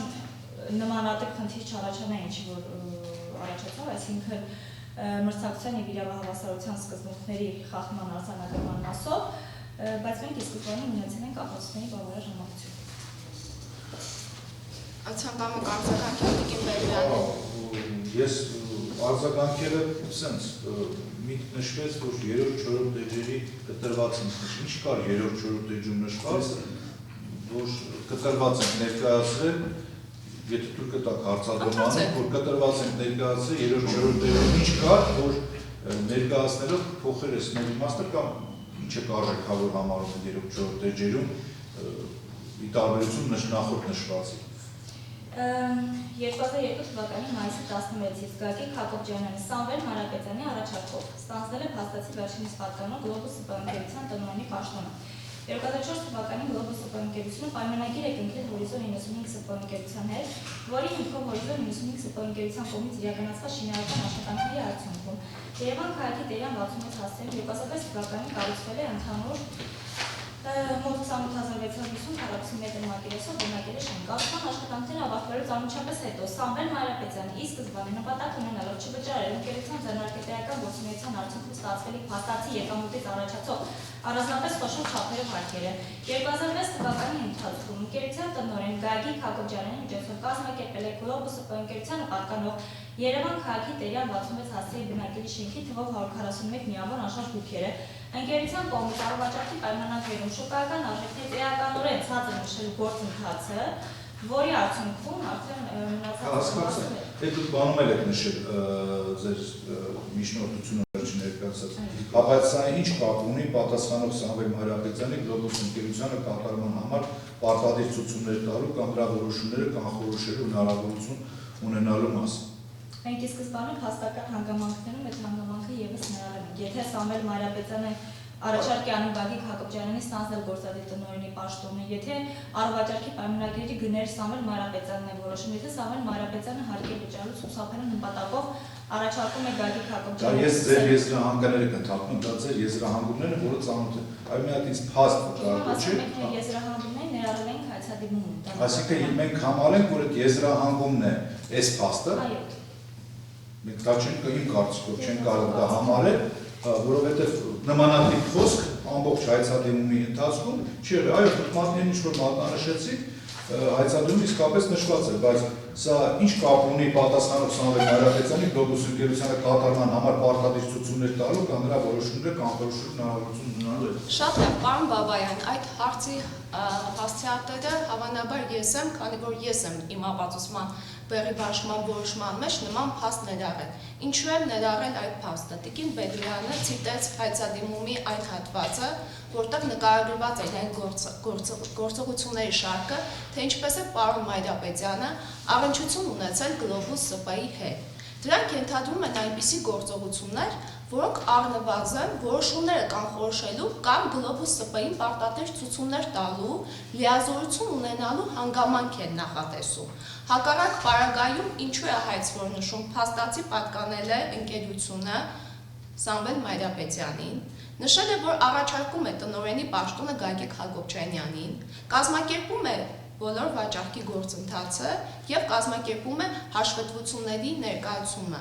Այդ պարագայում Գագիկ Հակոբյանը ինչու է ղեկավարվել այդ ցուցումներով եւ ինքնուրույն չի գործել։ Համենայն դեպս հայցվորը այդ փաստական հանգամանքներն է վկայակոչում ու դա ենթադրում է այո Գլոբուս ՍՊԸ-ին կատարման ենթակա պարտադիր ցուցումներ տալու հնարավորություն։ Սահմանափակ պատասխանատվությամբ ընկերությունների մասին օրենքը նման հնարավորություն նախատեսում է ում ընկերության մասնակցին, ընկերության տնօրենին եւ նախորդ դատական նիստի ընթացքում էլ այո ես ես հարցադրում ուղեցի կար իրավարաբերության ցակման պահին գործող մի կարգավորում, որը համանման իրավիճակը կարգավորում է, դուք նշեցիք, որ ոչ եւ այո այս դատական նիստում նշեցիք, որ չկա այդպիսի կարգավորում։ Մենք քննարկում ունեցանք, որ արդյոք իրավիճակներ չեն կարող լինել, որ քաղաքացիական իրավունքում դատարանը կիրառի օրենքի անալոգիա, իրավունքի անալոգիա։ Բացի դրանից, պարոն Բաբայան, անընդհատ շեշտվում է այն հանգամանքը, որ դատարանը իր ապացուցման բեռի բաշխման որոշման մեջ չի թվարկել այն բոլոր իրավական նորմերը, որով ղեկավարվել է ու նման փաստերը սահմանել է։ Արդյոք դատարանը ունի այդպիսի պարտականություն։ Նույն քաղաքացիական դատավարության օրենսգիրքը նախատեսում է, թե ապացուցման բեռի բաշխման մասին որոշման մեջ դատարանը ինչ պետք է ներառի։ Գործի լուծման համար նշանակություն ունեցող փաստերը, ապացուցման կարիք չունեցող փաստերը, ապացուցման ենթակա փաստերը, յուրաքանչյուր անձի վրա դրված ապացուցման պարտականությունը, գործի մասնակցող անձանց կողմից ապացույցներ եւ դրանք ձեռբերումված միջնորդություններ ներկայացնելու ժամկետը։ Այո, իրավական նորմերի գուցե թվարկման պարտադիր պահանջ չկա, բայց դատարանը իր ապացուցման պարտականությունը որոշվելիս ղեկավարվել է նաև վիճելի իրավահարաբերության ենթադրաբար կիրառելի իրավական նորմերով, որոնց նախնական դատական նիստում դատարանը առնվազն տալիս է նախնական որակում, իսկ վերջնական որակումը տալու է իր եզրափակիչ դատական ակտով։ Գուցե այս պահին բացահայտված չեն որոշման մեջ այդ իրավական նորմերը, բայց մենք նախորդ դատական նիստի ընթացքում բազմաթիվ քննարկումներ ենք ունեցել նաև թե ինչ հարաբերություն է եւ ինչ իրավահարաբերության եւ ինչպիսի նորմեր են ենթակա կիրառման։ Այսքան այդ փաստեր կապված, եթե այլ թույլ տակ այդ հարցադրումները հնչեցնեն պարոն Հարությունյան, եթե ցանկություն եք արտահայտվելու, խնդրեմ արտահայտվեք, ես հնարավորություն Արգելի դատարան, շնորհակալություն հնարավորություն տալու համար, նախ համակարծիք չեմ համարում դատարանի դիրքորոշման հետ, որ բոլոր նորմերը կարող են քաղաքացիական դատավարության վերսգրքի հստակ ձևակերպումը եւ իմ ընկալումը այս նորմատիվ վերաբերում է նրան, որ դատանը որոշում կայացնելիս պետք է մատնանշի ղեկավարվելով վիճելի իրավարության նկատմամբ կիրառվելու իրավական նորմեր։ Ես կարծում եմ, որ դա պետք է արտացոլված լինի, ինչու պետք է արտացոլված լինի, նաեւ օրենսդրի նպատակը հետեւյալն է, ապացուցման բեռի բաշխման մասին որոշումը դա կարծում եմ քաղաքացիական դատավարության առանցքն է եւ այս որոշմամբ է պայմանավորված հետագայում դատականության ընթացքում ամբողջ մարտավարությունը եւ պաշտպանության հնարավորությունը։ Եթե մատնանշվում է այնպիսի փաստ, որի իրավահարաբերությունը անհայտ է, իսկ այս հիմա կասեմ ինչու եմ ես համարում, որ անհայտ է, որտեղ իրավահարաբերություն եզրույթն ինքնին նաեւ նախատեսում համապատասխան իրավական կարգավորման մատնանշում, մեր պատկերացմամբ այս իրավահարաբերությունը մասնավորապես համանմանության մասով, որոնք մենք նշել ենք, եւ պարտադիր ցուցումներ տալու իմաստով այդ իրավահարաբերությունը, որը որ նկատի է ունեցել դատարանը, մեզ համար անհայտ է։ Ինչի անհայտ, որտեղ առնվազն այդ նորմը մատնանշված չէ, որ դրա շուրջ միգուցե մենք էլ մեր դիրքորոշումներ ներկայացնենք եւ միգուցե մեր միջնորդությունը առհասարակ չներկայացնենք այս առումով փոփոխելու առումով։ Ինչ վերաբերում է նման փաստի առկայության մասին, այս դեպքում եւս կամակարծիք չեմ դատարանի հետ, ինչպես գործընկերս նշեց, Սամվել Մարիապետյանի արարքը բնութագրելիս ամբողջությամբ խոսքը գնում էր քրեական բարույթից վերծանված որոշակի դրվագների մասին։ Եվ այդ դրվագներում որևէ խոսք չկար պարտադիր ցուցումներ տալու իրավական հնարավորության մասին, որոշումները կանխորոշելու մասին, կոնկրետ մատնանշվել էր գործողություն։ Գործողություններից մեկը մասնակցել է գործարքների եւ այլն։ Հիմա կարող է տառացի չներկայացնել, որոնք ինքնին չեն կարող որևէ կերպ ենթադրել, որ պարտադիր ցուցումներ տալու հնարավորության մասին է խոսքը գնում։ Եթե մենք խոսում ենք պարտադիր ցուցումներ տալու մասին, այո, այդպիսի ձևակերպում նախորդ դատական նիստին մենք քննարկեցինք, այո, քաղաքացիական օրենսգիրքը նախատեսում է, եթե չեմ սխալվում, 74-րդ հոդվածն է, դուստր ընկերությունների մասին կարգավորումների մասին է խոսքը գնում, երբ որ հիմնական ընկերությունը կամ ընկերակցությունը հնարավորություն ունի կանխորոշելու դուստր ընկերության, այն կազմակերպայրավական ձևն է տրված, կանխորոշելու հնարավորություն ունի եւ խոսքը երկու ձևաչափի մասին է, մասնակցության եւ կնքված պայմանագրի ուժով, այսինքն այս երկու փաստը մեզ մոտ առնվազն պետք է արկա լինի, որի դեպքում միայն կարող է խոսքը գնալ ոչ իրավաչափ եւ որոշումներ կայացնելու ցուցումների արդյունքում պատճառված ընկերությանը պատճառած վնասի, ուրեմն հատուցման հնարավորության մասին մա դետալների մեջ չմտնեմ, այնտեղ այլ կարգավորումներ են նախատեսված։ Հիմա մենք ամբողջ դատական պրոցեսի ընթացքում Սամվել Մարիապետյանի վարքագիծը քննարկել ենք, մասնակցել է գործարքների ըստ հայցվորի, մասնակցել է, այսինքն առաջարկել է, որ տնօրեն նշանակվի Հակոբ Ջանյանը եւ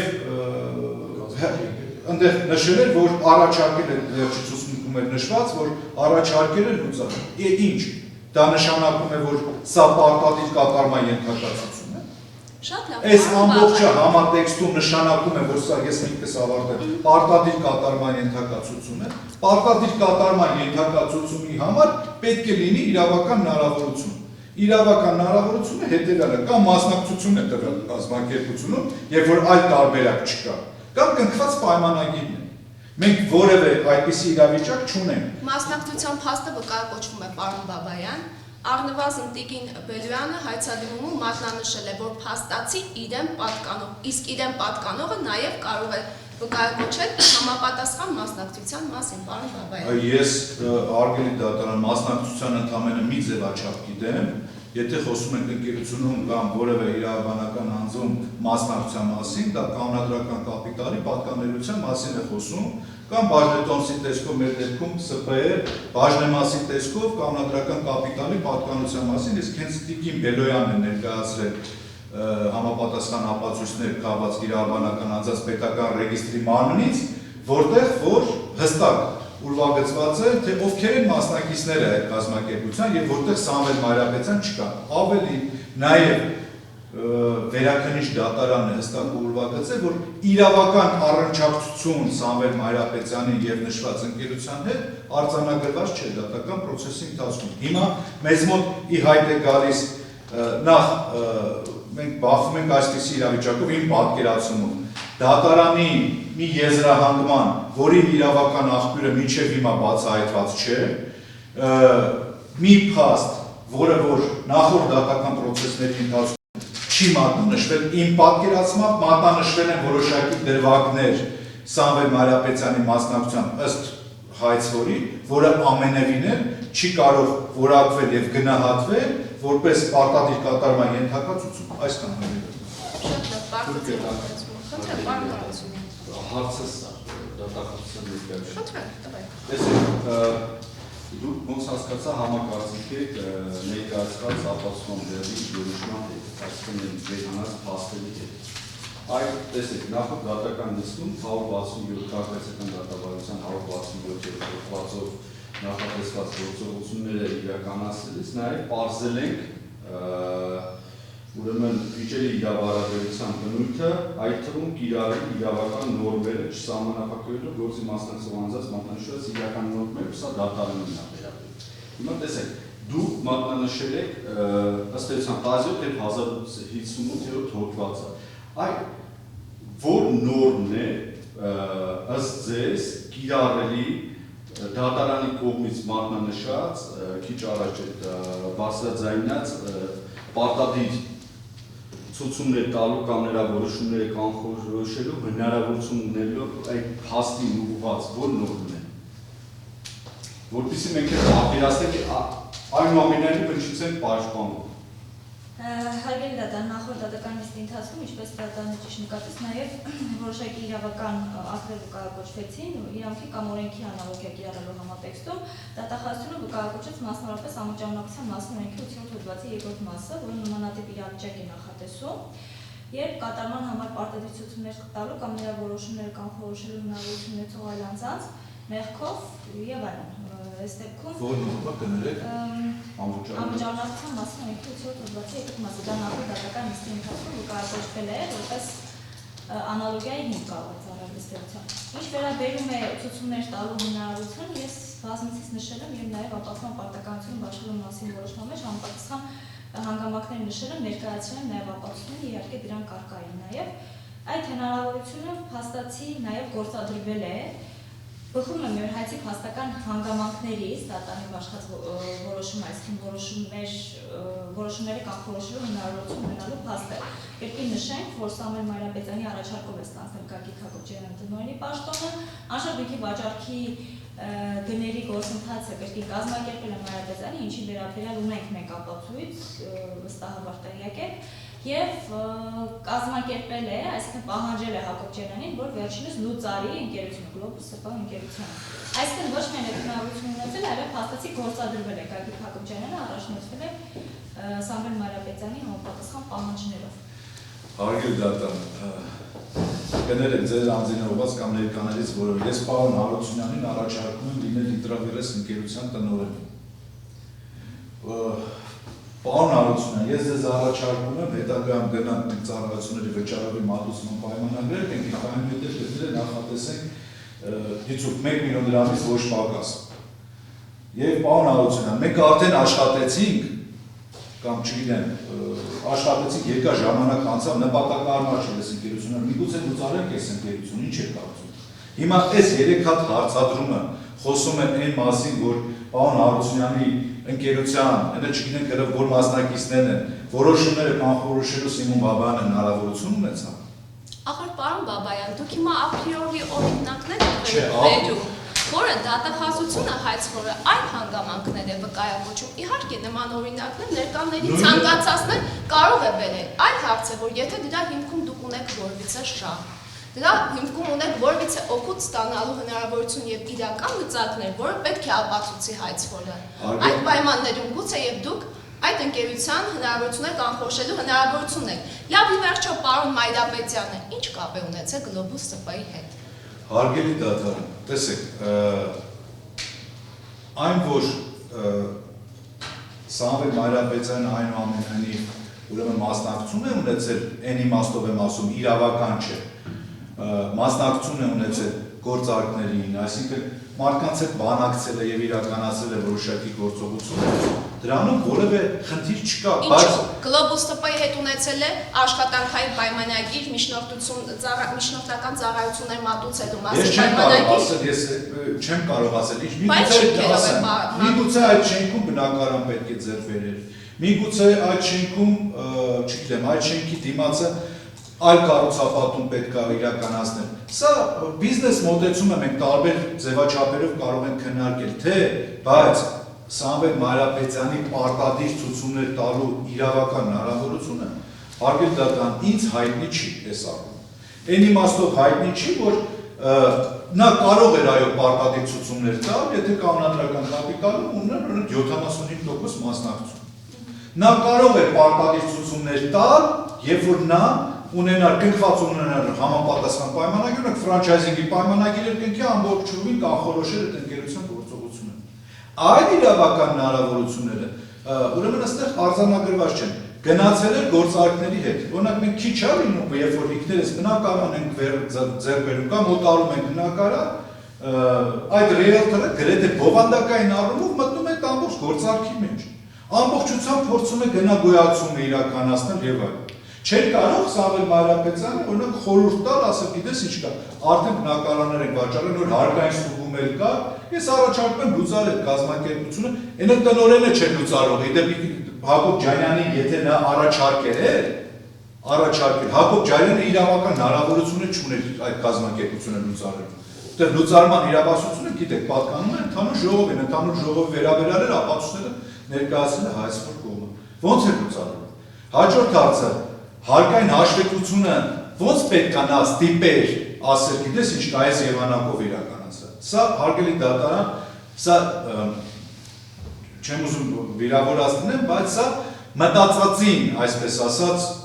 ձևաչափը եւ իրավական տիրույթից դուրս է։ Պարոն Բաբայան, իրավական տիրույթում վաղուց արդեն գոյություն ունի իրական շահառուի հասկացությունը։ Ինչու իրական շահառուի կատեգորիայի մեջ չի կարող նաեւ այս իրավիճակը տեղավորվել։ Հարգելի դատարան, մենք ստեղ իրական շահառուի կոնտեքստում լրիվ այլ հարաբերություն է։ Եվ այն ինչ որ մենք խոսում ենք, այո, ճիշտ նշվեց եւ հենց առանց դրա հետ էր կապված, ճիշտ նշվեց քրեական միգուցե դատավարության տիրույթում արարքի գնահատման տեսանկյունից, բայց մենք քաղաքացիական դատավարություն ունենք այսօր։ Այսօր մենք չունենք գերմի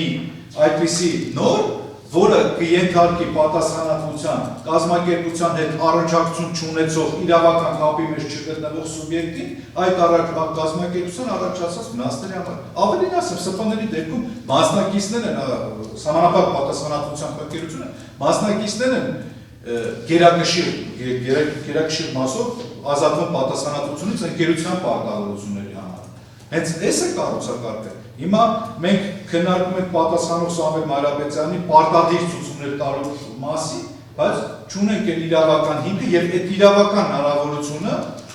վերջինիս ուրեմն նմանատիպ վարքագիծ մերսագրելու եւ դրա հետևանքները կրելու համար։ Շատ լավ, բարձրացիք մոտեցումը։ Պարոն Հարությունյան, դուք նշել եք, որ դատարանը նոր փաստ է վկայակոչել, նոր փաստ ներառել է, նկատի ունեք այս պարտադիր ցուցումներ տալը։ Շատ լավ, մեկ էլ Մենակ դա չէ, Գարգել դատարանը։ Անհնարինությունը, անհնարինությունը արդեն քննարկեցինք։ Եվ մյուսը, պարոն Բաբայան, ներողություն, պարոն Հարությունյան, դուք նաև նշել եք, որ դատարանի այս դիրքորոշումը կարող է հակասության մեջ մտնել վերաքննիչ հակակոռուպցիոն դատարանի որոշման եզրահանգումների հետ։ Նախ վերաքննիչ հակակոռուպցիոն դատարանը կատեգորիկ չի սահմանել, նշել է, որ համապարտության վնասի հատուցման պայմանների առկայությունը կարող է հաստատվել կամ հերքվել քրեական գործի քննության արդյունքում ձեռք բերված ապացույցներով։ Ընդ որում, իսկ քրեական գործի քննության արդյունքներից կախված սույն գործի արդյունքների անհնարինությունը չիմնավորվելու պայմաններում, այսինքն վերաքննիչ դատարանը չի բացառել, որ կարող է հենց այս նախնական դատական նիստի ընթացքում նաև քննարկվել այդ հարցը, արդյոք քրեական գործը առաջացնում է որևիցե ձևով անհնարինություն այս հակակոռուպցիոն քաղաքացիական գործի քննության։ Սույն որոշմամբ քննարկվող ապացույցների ձեռքբերման միջնորդությունների քննության արդյունքում ակնկալվող փաստական տվյալների ստացման։ Հիմա վերաքննիչ դատարանը ապացուցման առարկայի հետ կապված ինչ փաստ է սահմանել, որի հետ գտնում եք, որ հակադրության մեջ է մտնում դատարանի կայացրած ապացուցման բեռի պաշտման մասին։ Հարգելի դատարան Սամվել Մանրապետյանի առնչակցությունը ընկերության կոնկրետ վերաքննիչ դատարանը նշել է, որ կարող է հաստատվել քրեական վարույթում։ Կարող է հաստատվել, չի նշել պետք է հաստատվել, պարոն Հարությունյան, եւ միանուշ ժամանակ նշել է, իսկ քրեական գործի քննության արդյունքներից կախված սույն գործի անհնարինությունը չի միավորվելու պայմաններում ձեր կողմից ներկայացված մյուս ապացույցներով, այսինքն բացառապես չի պայմանավորել քրեական գործի քննության ընթացքում ձեռք բերված ապացույցներով, այո։ Ստացվում է այդպես է, բայց հարգելի դատարան, ես այդպես չեմ մեկնաբանում, որտեղ կարող է եւ իսկ կբա, պարոն Հարությունյան։ Կարող է դա նշանակում է մենք ունենք իրավիճակ, որ նմանատիպ մոտեցում, միջնորդություն գործի կասեցման վերաբերյալ ներկայացվել է հայցվել։ Թեև հիմա ներկայացնում է այլ միջնորդ, այլ դիրքորոշում, ասում ենք այլ վաճառաբան, բայց այերբա է, որ հայցվելը հստակ մեջ է նշել, որ այս մարդու առնչակցությունը այս գործի հետ պայմանավորված է քրեական վարույթով։ Գործի նախորդ քննության ընթացքում, պարոն Բաբայան, դա է շեշտադրել։ Այո, բնականաբար գործի նախորդ քննության ընթացքում։ Հիմա մենք այդ տեսակետը ես ուղղակի կցիտեմ հիմա, ինչ որ դուք նշել եք։ Եվ երկրորդ հարցը, վերաքննիչ դատարանը ևս ասել է, որ այս անձի վարքագիծը պայմանավորված է ունի քրեաիրավական տարեր։ Հիմա միգուցե ձևակերպման մեջ չգիտեմ կարող է եզրույթը օգտագործել կամ եւ այլն, բայց մեր պատկերացմամբ այո,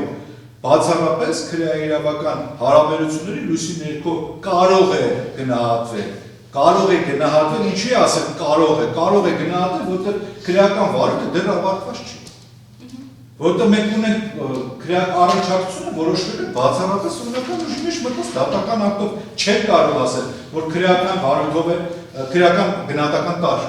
Պարոն Բաբայան, նույն վերաքննիչ դատարանը նշել է քրեական գործի քննության արդյունքում ձեռք բերված ապացույցներով չի պայմանավորել քրեական գործի քննության արդյունքում կայացած դատավարական փաստաթղթով։ Սա արձանագրենք եւ հաջորդ հարցադրումը պարոն Հարությունյան։ Դուք նշել եք, որ անհրաժեշտ է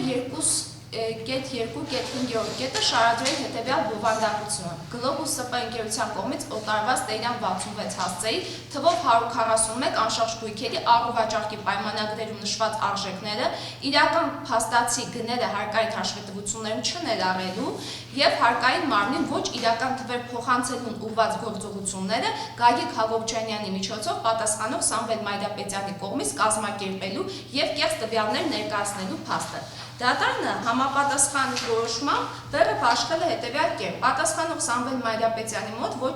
օրինաչափ վարքագծի առկայության փաստը, մասնավորապես Երևան քաղաքի Տերյան 66 աստղերի շենքի 141 միավոր անշարժ գույքի վաճառքը վերահսկելու, նշված գույքի առուվաճառքի պայմանագրերում փաստացի վաճառքի գնից այլ գին սահմանելու եւ այդ հիմքով փաստացի ստացված եկամուտը Globus SP ընկերության հարկային տեսչություն ներկայացած հաշվետվություններում չներառելու վերաբերյալ Գագիկ Հակոբյանյանի բանկային կատարման ցույցում տալու հանգամանքը։ Կասեք բովանդակային առումով, սա ինչ տարբերություն է։ Հաջորդ դատան, սա ուղղակի էսն փաստն է, որ ըստ էության տարածի վեր են հանվել հայցատին։ Այսինքն այս փաստերը կարևորել է ուրեմն դատախազությունը եւ մատնանշել է իր հայցատինում։ Դրա այդ իսկ պատճառով մենք գտնում ենք, որ այդ փաստը կարևոր է, ուրեմն որպեսզի ներառվի ապացուցման բերքի բաշխման որոշման մեջ, քանի որ այլ կերպ շեղում է տեղ ունենում հիմնական այդ, այսինքն ներկայացված փաստերից։ Շատ լավ։ Եվ մյուս փաստարկի հետ կապված խոսքը վերաբերվում էր վիճելի իրավահարաբերության ծագման պահին գործող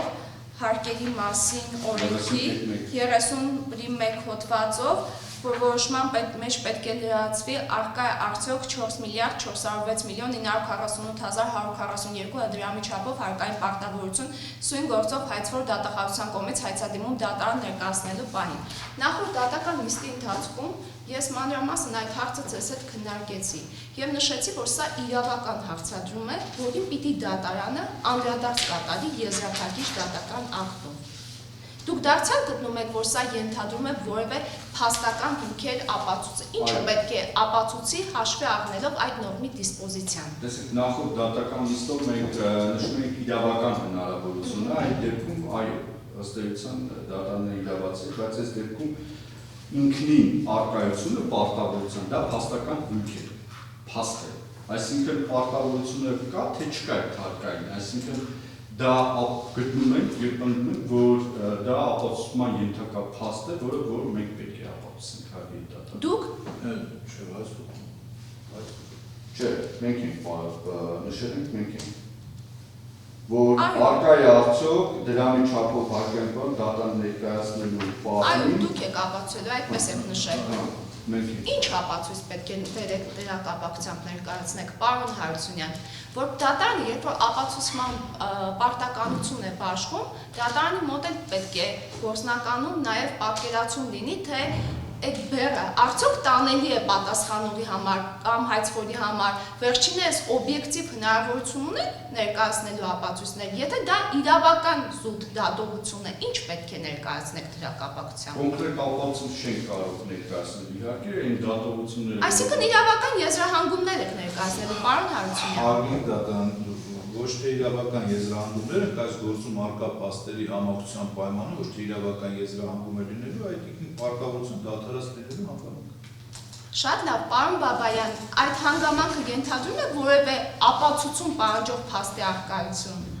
Միգուցե գործի նյութերում արկա են, միգուցե գործի նյութերում արկա են այդ ապացույցները, բայց այո, ապացուցում ենթակա գործողություն, այո, պահանջում է, բնականաբար պահանջում է։ Ինքնին կնքված պայմանագրերի արկայությունը, ինքնին վճարված ուրեմն հարկային հաշվետվությունները, ինքնին հարաբերության ծագման պահը, որը որ ծագել է, այո, բնականաբար իհարկե պահանջում է։ Շատ լավ, բարձր։ Այն բան ունեք ավելացնելու Տիկին Բելոյան, պարոն Գաբրելյան, պարոն Հարությունյան։ Շատ լավ, դատարանը քննարկելով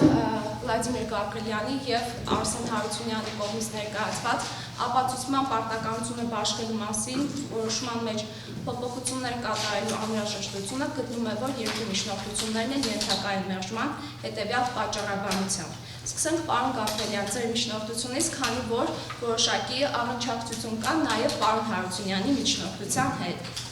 Ձեր հիմնական մտահոգությունը կայանում է նրանում, որ բեռի բաշխումը չի համապատասխանում իրավական որոշակիության չափանիշներին նստած։ Մասնավորապես վկայակոչված չէ այն իրավական նորմը, որից ղեկավարվելով էլ դատարանը որոշել է, որ պետք է կանոնական պարտականություն սահմանի, մասնավորապես նախատեսի որ հայցվորը կրում է Երևան քաղաքի Տերյան 66 հասցեի շենքի 141 միավոր անշարժ գույքից յուրաքանչյուրի Globus SP ընկերության կողմից փաստացի վաճառքի գինը կամ այն պարզելու անհնարինությունը եւ նշված գույքը Globus SP ընկերության կողմից վաճառելու պահին որպես համանման պայմաններում գործող այլ սուբյեկտների միջև կիրառված գին տվյալ տարածքի անշարժ գույքի բնակարանի ավտոկայանատեղի ոչ բնակելի տարածքի 1 ՀՄ-ի արժեքը։ Պարոն Հարությունյանն իր առարկություններով ճիշտ նկատեց։ Դատարանը նման պայման սահմանելիս համանմանի մասին է խոսքը ղեկավարվել է վիճելի իրավահարաբերության ծագման պահին գործող հարկերի մասին օրենքի 22-րդ հոդվածի դրույթներով։ Այս դատական նիստի ընթացքում էլ որքան էլ քննարկվեց, այո, գործ ունենք վնասի հարաբերությունների հետ, սակայն վնասի հիմքում ընկած է չվճարված հարկի պարտավորության գանձման պահանջը եւ այո, վիճելի իրավահարաբերության ծագման պահին գործող հարկային օրենսդրությունը եւս կիրառելի է այս գործով։ Պարոն Բաբայան, անդրադառնամ ձեր միջնորդության հետ կապված 30.1-րդ հոդվածով սահմանված կանոնակարգումին։ Դատարանը գտնում է, որ դրանով նախատեսված հարցադրումը բացառապես իրավական հարցադրում է ու դատարանը այո այս գործի շրջանակներում եզրափակիչ դատական ակտ կայացնելուց պետք է անդրադառնա նաև արդյոք այդ կարգավորման պայմաններում հարկային պարտավորություն գոյություն ունենալ կարող է թե ոչ։ Ինչ վերաբերում է պարոն Հարությունյան մյուս հարցադրմանը մասնավորապես պարոն Մայրապետյանի կողմից պարտադիր կատարման ենթակա ցուցումներ տալու հնարավորությանը դատարանը նման փաստ սահմանելիս հիմնվել է հայցվորի կողմից հայցադրումում վկայակոչված մի շարք փաստական հանգամանքների վրա, ընդ որում համակցության մեջ է հաշվի առել այդ փաստական հանգամանքները։ Մասնավորապես հայցվորը վկայակոչել է, որ ընկերությունը փաստացի պատկանել է Սամվել Մայրապետյանին։ Սամվել Մայրապետյանը մասնակցություն է ունեցել ընկերության տնօրենի նշանակման հարցում։ Մասնակցություն է ունեցել Globus SP-ին պատկանող Տերյան 66 շենքի յուրաքանչյուր միավոր անշարժ գույքի վաճառքի գործընթացում եւ ոչ միայն այդ գործընթացում վերահսկել է նաեւ հարկային հաշվետվությունների ներկայացումը եւ հետագայում այդ ընկերության լուծարումը։ Ընդ որում դատարանը գուցեև բառացի Տիկին Բելյանը կամ իր իրավանախորդ ներկայացուցիչը այդ հանգամանքները չի մատնանշել, սակայն համադրության մեջ դատարանը գտել է, որ այդ փաստական հանգամանքը կարևոր է։ Մյուս փաստական հանգամանքի հետ կապված պարոն Հարությունյան 2.2.5 բովանդակային առումով դատարանը գտնում է, որ մեծ հաշվով որևէ տարբերություն չկա այն բովանդակությամբ, ինչ որ դատարանը սահմանել է, եւ այն բովանդակությամբ, ինչ որ դուք եք առաջարկում, ընդհակառակը դատարանի սահմանած պայմաններում առավել կանխատեսելի է, թե ինչի մասին է խոսքը։ Այսքան այն հիմնավորումներով, որով որ մերժվում էր ապացուցման բեռը բաշխման մասին որոշումներում փոփոխություններ կատարելու հնարավորությունը։ Հաջորդիվ անցնում են ձեր մյուս միջնորդությունների քննարկմանը։ Հենց դա է ուզում ձեր հետ քննարկել։ Հարգելի գործընկերներ, կազմակերպչական հարց կա։ Ես կարող եմ ընդմիջում հայտարարել, ընդմիջումից հետո մենք դատական նիստերի դալիճը այլ նիստով է ծանրաբեռնված, մենք պիտի տեղափոխվենք այլ դալիճ, ես պատրաստ եմ ձեզ հետ աշխատել մինչև այսօր 18:00, որովհետև բավական ծավալուն միջնորդություններ կարող են դուք ներկայացրել եք։ Եթե հնարավորություն ունեք, բնականաբար դատարանը կարգը ձեր հետ է որոշելու, նաև ձեր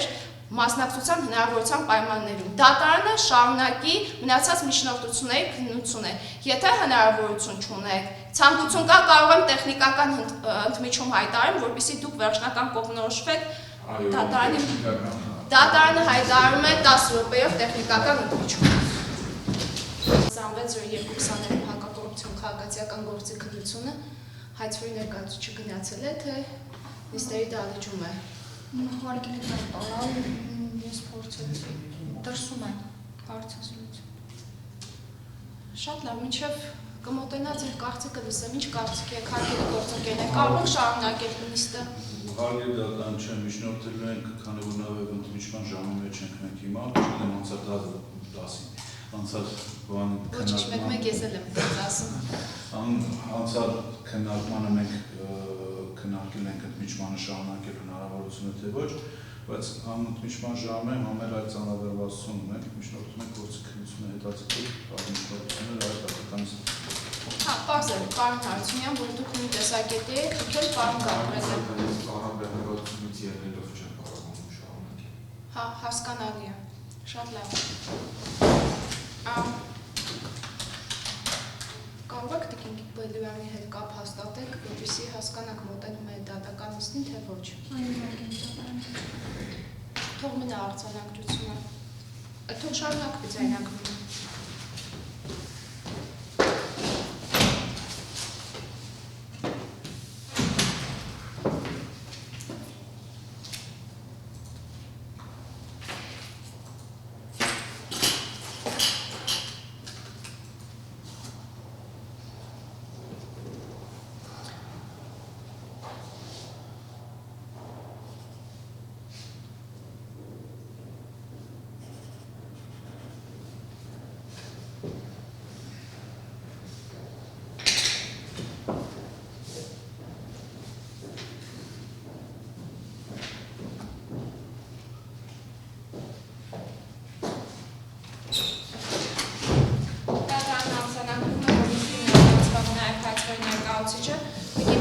Միշտ կմոտենայք, նիստը արդեն սկսել ենք մենք, պատասխանող ներկայացուցիչները միջնորդում են դատական նիստը հետաձգելու, քանի որ ունեն ծանրաբեռնվածություն, ձեր դիրքորոշումը։ Հարգելի դատարան, չեմ առարկում, եթե ունեն ծանրաբեռնվածություն, չեմ առարկում, կարող այլ արդի նշանակել։ Շատ լավ։ Ինձ անձամբ հարմար է, որովհետև հետաձգել են դատական նիստերը, անձամբ հարմար է։ Շատ լավ, դատարանը քննարկելով պատասխանողների ներկայացուցիչների միջնորդությունը դատական նիստը հետաձգելու վերաբերյալ, գտնում է, որ միջնորդությունը հիմնավոր է և ենթակա է բավարարման, նկատի ունենալով, որ միջնորդության հիմքում դրվեց այն փաստարկները, որ նախընտրիչման ժամը և բացի այդ այդ գործերով ևս ունեն որոշակի ծանրաբեռնվածություն, հաշվի առնելով, որ մենք 11-ից կեսից մինչև գրեթե 13-ից 20 կամ 15 աշխատել ենք, ընդունելի է համարում դատարանը կողմերի այդ փաստարկները։ Հերթական նախնական դատական նիստի օրը որոշելիս, այսինքն պիտի քննարկենք ձեր միջնորդությունները։ Ես ևս ունեմ որոշակի ծանրաբեռնվածություն։ Կարող եք մատնանշել, թե ինչ ժամկետներում եք նպատակահարմար գտնում, որ հերթական նախնական դատական նիստը հրավիրվի։ Բականի այցողության Հարգելի դատարան, ուղղակի կխնդրեմ, եթե հնարավոր է Օրերը նախատեսում։ Հա, հիմա եք որոշում, տիկին Բելյան։ Դե թողնեմ ձեր հայտարարությունը, ստորի արդեն հասկանանք։ Ես հարգելի դատարան մոտակա երկու շաբաթը ծանրաբեռնվածություն ունեմ։ Պարոն Գաբրելյան, ընդունելի է, որովհետև ես նույնպես ունեմ առաջիկա երկու շաբաթը արդեն նախապես նշանակված գործեր։